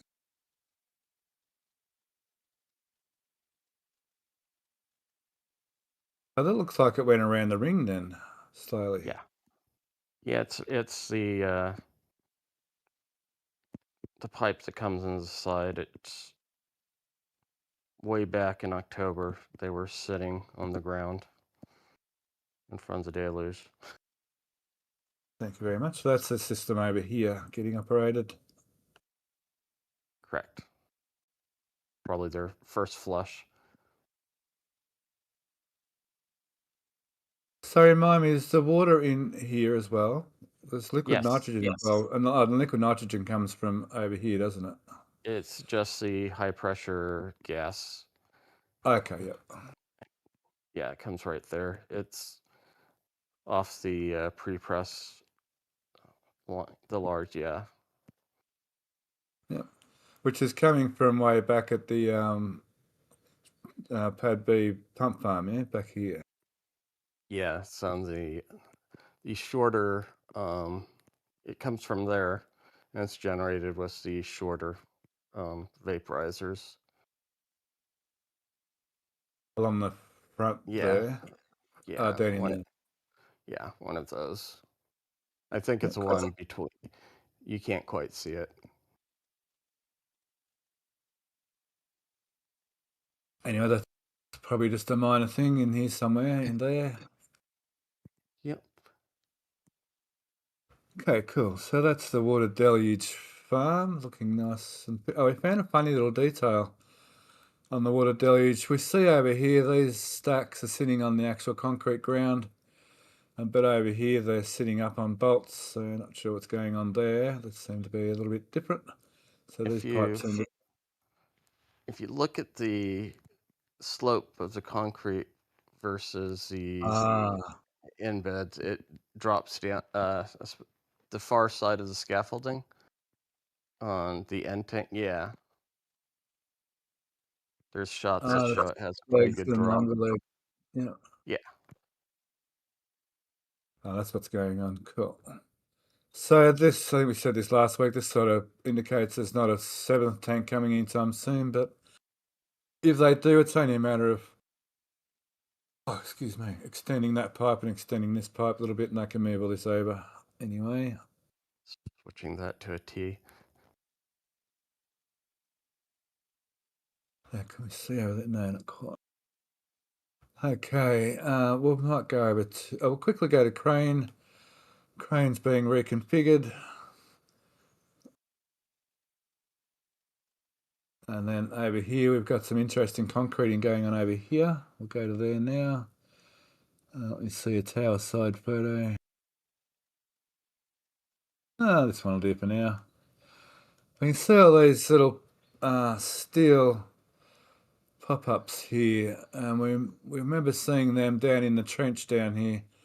So there's a pretty good chance, we're fairly sure that this is going to be clad with those steel plates like what we see down here in the trench floor. Which, yeah, thinking back to last week, I thought the rebar system looked a bit odd last week, and it was because they had all these little pop-ups, little starter bars, what do we call little lugs ready for the steel plate, which I think you think there'll be a grout put down first and then the steel plates put on top. Correct. Just because it's pull it out, pumps the grout. They did a very similar thing.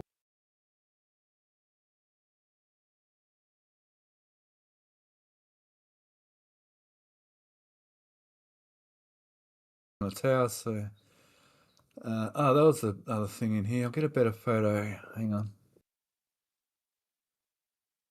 I haven't had a good look at these photos yet. Just bear with me for a second. I'll show it. Down in here, we had that embed sitting over here last week, and I don't know why we thought it might go around here, but it's actually down here to put some cladding on this water pipes here. I thank BJ for coming up with that in my mind, but I'm sure other people thought that's what it was going to be. Hey, we got Sharpie in chat. G'day, Sharpie.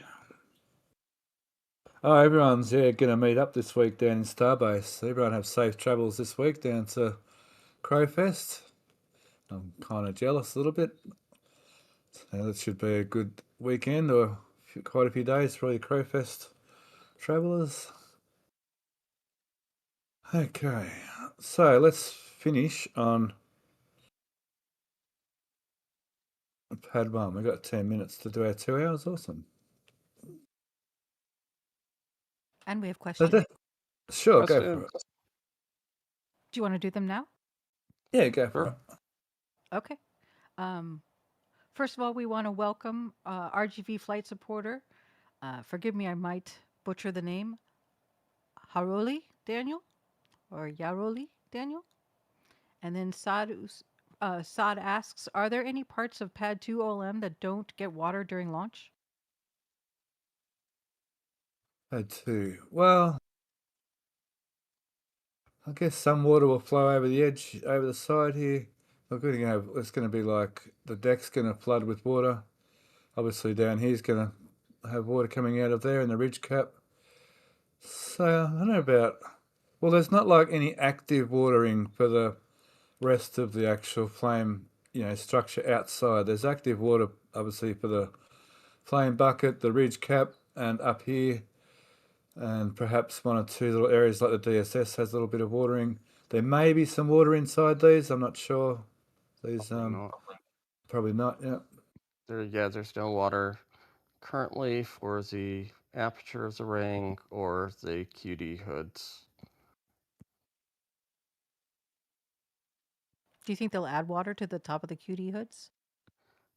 For at least their trajectories, the plume should mostly avoid.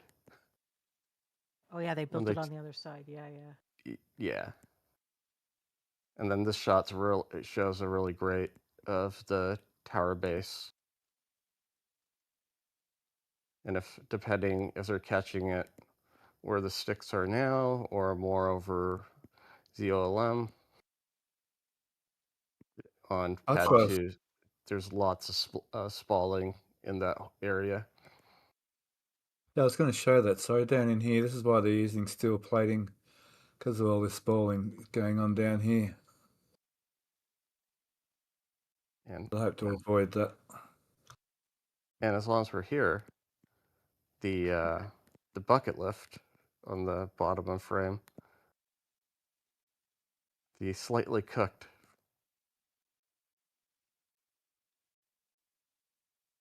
What happened? Look at the tip of the boom. It's the I believe this is the one from Bassey's that got a little cooked.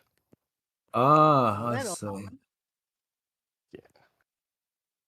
Cool. Yeah, back to pad 1. Sorry. Pad 2, sorry. The little things I enjoy. Yeah, sure. Thanks, Indy. Oh, I got more for you. Obelisk Toucher asks, I love that name. On pad 1, in the pad 1 overhead picture, is that a broken plate at around 10:30 outside of the dimpled area? I think talking about there. Yeah, on one of the angles it looks like there's some displacement, like it cracked one of the weld seams. Under Right. here, under there, Yeah. yeah, The lip There's a is peeling back. there's a big crack under there, yeah. But there's also this bit of steel here got a bit funky too. Yeah. And All right. don't so we think forget it's they used to all they were doing is adding plates, so I don't know how thick that steel is in that around the hood. Oh, so this is some of the original steel down here. Even it was getting ablated, the base steel. Then there's these plates up on top. Yeah, I you can think see them over here. the burn plates aren't in addition to the original. Yeah, they're sitting on top. Yeah, there's two. There's this layer, then Two. there's this layer on top up here. Yeah. If not 2 layers on top here, even. Right.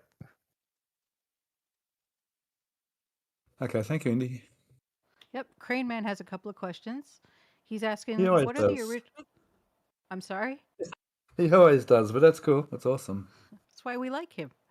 What Yeah. if the original tank farm will be reused for the refurbishment of Pad A? For the refurbished Pad A, excuse me. Oh, very little. Yeah, they seem everything in their preliminary docs.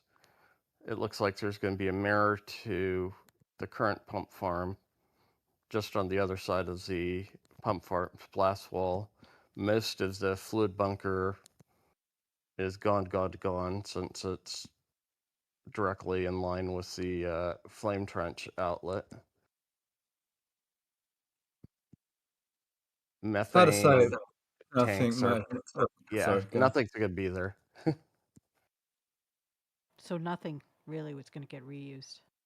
Probably the 2 big tanks will get relocated, and the heated kettle boilers will probably be. Oh, yeah.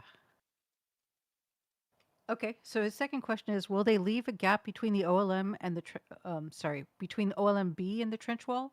He sees no scaffolding preparing for welding on that spot between the tower and the OLM. There should be. On pad 2. It's probably going to stay that canyon.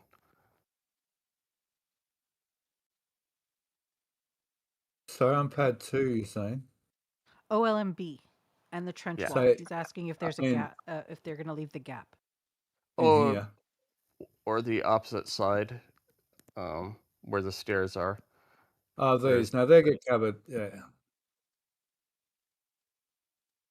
They've got these covers. We haven't quite got to that little bit yet. Yeah. We just started on pad B. So while we're here, we might as well finish this little bit about the cladding, seems though the question came up. So cladding here on pad B or pad 2, whatever you want to say it, is fairly complete. I can see that jigsaw puzzle piece for over here. It was installed this morning. It was installed today, cool, yep.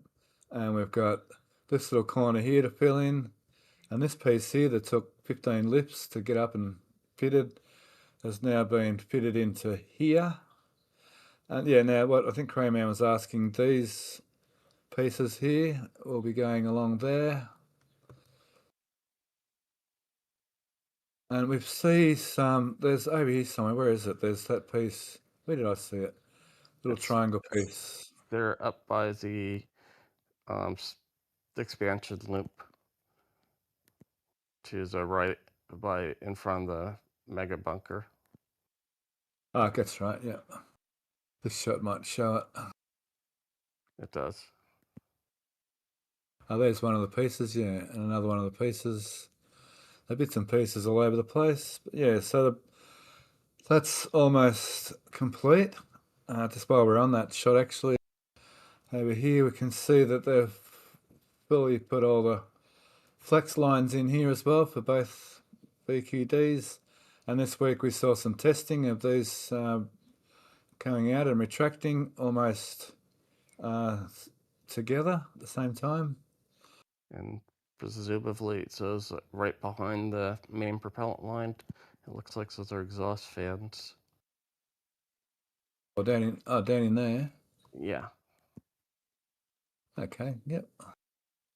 So there's Got two all more this- butterfly valves that are looking for homes that might be cut onto the exterior walls of the backs of the hoods.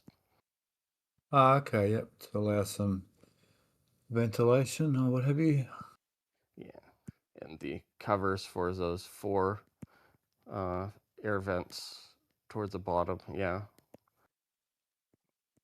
So they're going to be, it looks like they're going to be a cowbell sort Yeah, of over here. those 2. Yep. So this will be the top and that'll be the actual vent down low like a cowbell. Much like this one. Let's see if we can do this without making everyone dizzy. So there's one here, yeah. I like that And- one, but much larger will be over here. So we welded on there facing down. Then on the 2 top cladding, they're both getting exhaust fans, and their cladding is going to look kind of ridiculous. Oh, what? Up here? Yeah, there's one on both sides of the Lux QD. You can the long skinny piece next to the cowbells. Oh yeah, right there you can see the butterfly. Oh, gotcha. Yep. Oh, that's the other one of these pieces. Correct. Oh, there it is there too, is it? Down in there. Yep. And then the covers for those are down. If you pan straight down right by the blue genie, and those 2 right, just to the right, there's 2 long skinny with the triangles. Yeah, those are the starts of the shielding for those upper vents. And Oh, then and there's the triangle piece.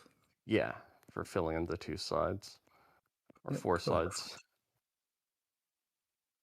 And here's some more of those, whatever pans. And the butterflies, which The butterflies, yeah.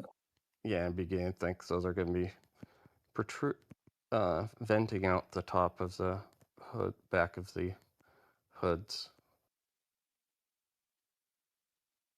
How thick are the cladding plates? They're fairly 1 thick. inch. You can see it in, yeah. You can sort of see it in here, the size. Yeah, it's definitely heavy duty, that's for sure. Yeah, the walls of the OLM there's the same thickness as the walls of the OLM. She's battle ready to battle 33 Raptors. Not that it'll get a direct hit, but still. Better safe. But during landing, you never know. Oh, sorry, Andy. During landing, you never please, know. go A on. plume during landing, you never know. A plume may swing around, sort of in any direction when it's trying to hover itself and cancel out that last sideways maneuver into the sticks. The plume tends to get pushed around with the thrust vectoring all over the place underneath here. Cyberpad, yeah, it kind of looks like a Cybertruck, doesn't it? This whole thing. Thank you, Indy. Yep, I got a few more for you. Kai asks, did they pump all the remaining CH4 to the 2 new big CH4 tanks? And will the small and 2 long CH4 tanks be replaced? Yes. It appears they transferred it, and yeah, pretty much all the methane infrastructures, probably some of it will probably be left for pad 2, but when they start working on redoing A, it's mostly going to all get replaced. So this pipe, hang on, is that disconnected? No, what's going on there? No. No. So this And- pipe here allowed them to empty these methane tanks into the two big new methane tanks. And this shot is great, showing there's the two disconnected leading to the pumps. That one and this one? Yep. Yep. And they've started removing some of the field lines and Oh, so other fill things. lines will no longer be here. They'll move the fill lines out to the front now, will they? Yeah. Cool. Cool. Okay. Liam asks, what are they going to do to replace? What are they going to replace the demo tank farm with? Concrete and flame trench. And probably a few more tanks. That's More a of larger these. one. Or even them. Or even them. Or the big 1,200 cubic meter ones they have at the Cape. Or even better, yep. Nice. Pete asks, why did SpaceX add shower heads to the legs of OLM-A? They were trying to cool it a bit because at the V deflectors, it's probably the second most violent for aerodynamic and pressure sources of the entire base. And it'd been hard to properly try and cool it, so they're just letting mild steel take most of the brunt.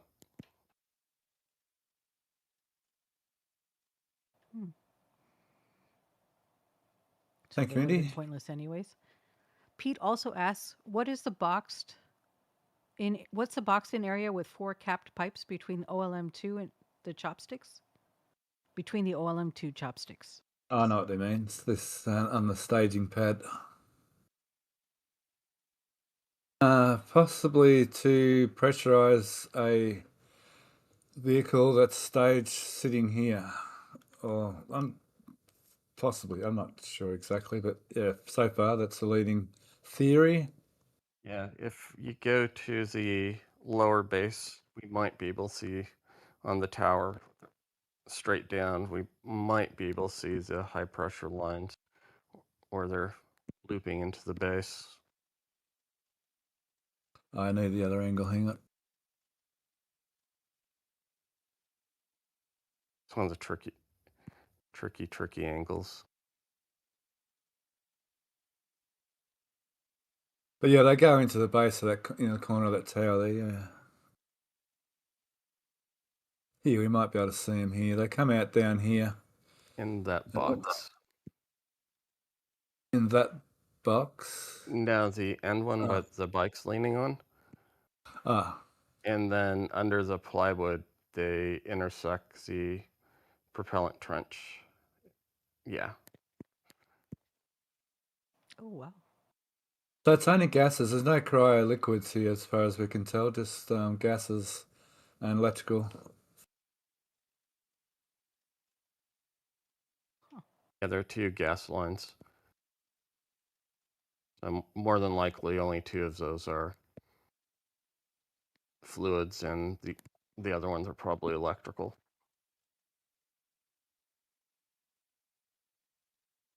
Thank you, Indy. And then Daniel's asking, when are we getting a full deluge test on pad 2? It won't be long because they've done the full, pretty well what you would call full deluge test on the flame bucket and ridge cap, I imagine. I suppose they need to wait till everyone's sort of finished up there, I guess, and got all their equipment out of there before they can flood the plate, obviously. Won't be long. Everything won't be long here. So everything's, let's say, all the different areas you might have noticed. I asked you earlier to pay attention to how close to being finished off all these little areas are right across the whole of Starbase.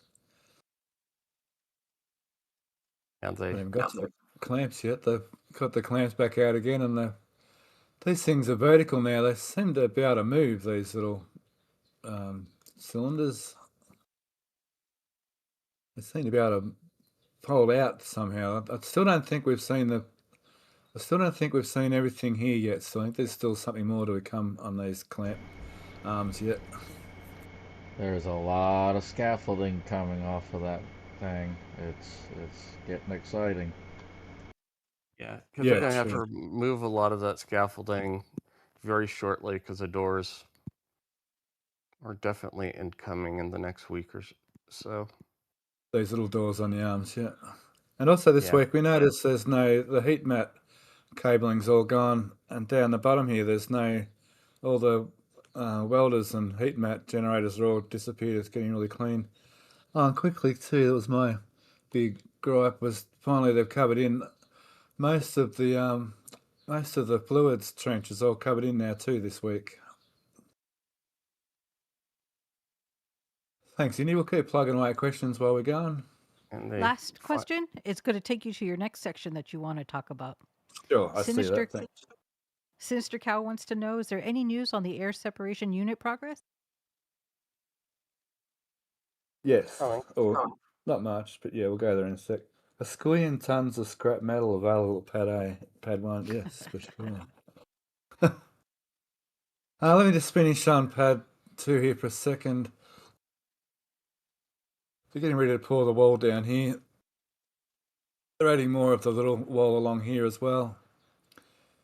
They're removing, like Matt just related, they're removing a lot of scaffold from under the trench, from the top as well, Matt, is that correct? Correct. Cool. They've put the 4 sump covers. I don't know if we saw them last week. Oh, down there. Uh-huh. Actually, there's a couple of things down there. Where's the shot down into that? From the other side, this side. Let me find the best shot here. This one will do. Sump covers down here.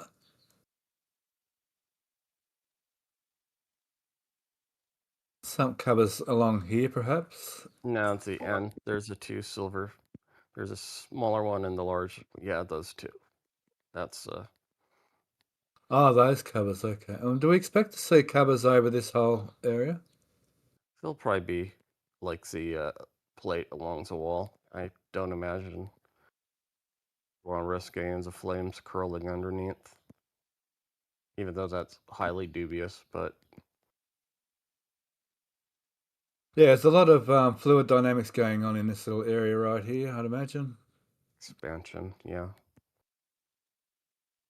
They've added these little things, and you can see some of the plating they put on to cover the gap in the legs, so perhaps the legs are still got a gap in them to allow for a bit of movement. They do. You can definitely see from the other side. From the other side. Yeah, the shot of the embed by the deluge.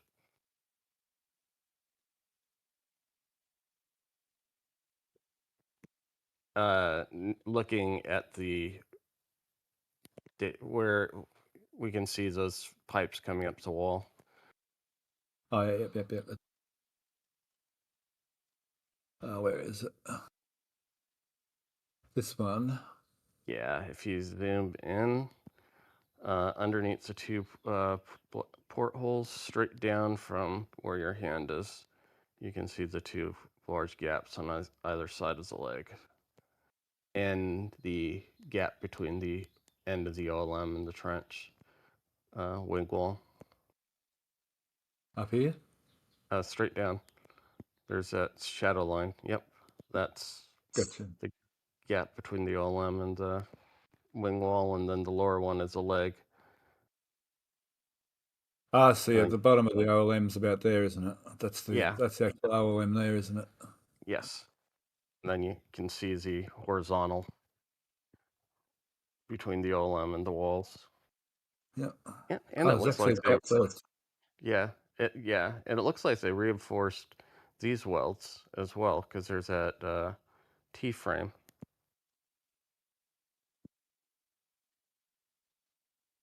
Going, Oh, yeah. yeah, yep. Yep. Oh, yeah. It's everywhere. It's everywhere. Oh, looks like they're prepping to do more of it even. Yeah, and the middle pipe is the, just to the left of that is the DSS pipes that we saw them test. Yep. Okay, thank you, Indy. We'll go over to the ASU unit. Will ASU be ready in time for flight 12 From John T. No, from John T? That's the same John T that's in Zach's server, I think, that gives us many, many wonderful updates every day, all day, every day. That would be my hunch as well. Always meant to thank him in person for all his fantastic work on keeping us updated over there. between him and Vix, they have everything covered. Yeah, and Vix too, of course. Yep. And Alex. We do a little bit, but yeah, not like those two people though. They're amazing. So they've got this, what are we calling it? Glass gravel. It's a product that they use, like instead of polystyrene under concrete for insulation, they're going to use this stuff. I don't think we've seen it. I don't think that's it here because there's no empty bags around. This might just be normal gravel still. And that's geotex, yeah. Yeah, it's geotex, but I think this is. But if you look to the left, there's a pile of it. By the retaining wall. Yeah, right under the weird. And it looks like along the retaining wall there might be and that pile might be remains of a bag.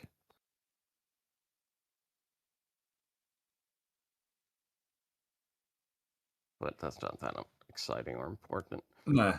It's only a minor detail. So, January, they got till January to do this whole plant. Yeah, probably not. They have variations that come more or less pre-assembled like Legos that they can have up in a couple of weeks. Oh, hang on, I got an answer from Event Dudes here. So they'll be 8 to 12 months on the ASUs, so no earlier than May-ish. So they're definitely not. It's going to be more assembled like the one in Brownsville.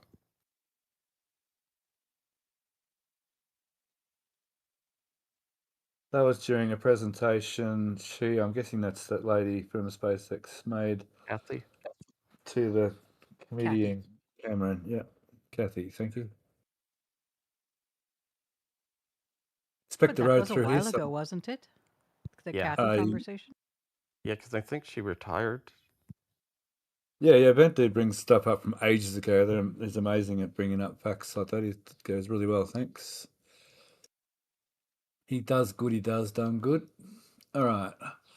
That's pretty well it, unless we got any more questions. How's our time going? A little bit over time. That's awesome. 20 minutes. So, any last final questions or anything? I want to just once again reiterate a massive thank you to mostly the Patreon community for coming up with the funds for RGV's new laptop computer. That's just simply amazing.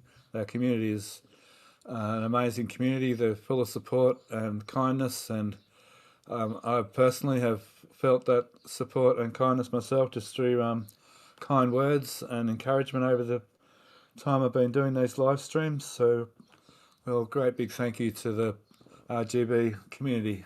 We love you all. Thank you very much. So I guess there's no more questions. I might thank Matt very much. Thank you, Matt, for pushing the buttons and turning the dials. And we're not going to get an answer. And we'll say thank you, Indy, for doing questions and answers. And I think chat reflects it. That it's good, really good to have you back on the streams. I'm enjoying having you back on the streams a lot. So thank you for joining us today. Thank you for having me. And as always, thanks Alex for your patience and knowledge on all things Starbase and physics. So thank you again, and we'll see you through the week, Alex. Yep, thank you. Thanks, everybody. And besides the Patreons, the YouTubers, and anybody in the community who donated for RGV's laptop fund. And yeah, talk to everybody soon. Bye. So with that, we can do the old Grandpa Joe sign up and saying most engines cut off, separation confirmed. Love yous, bye.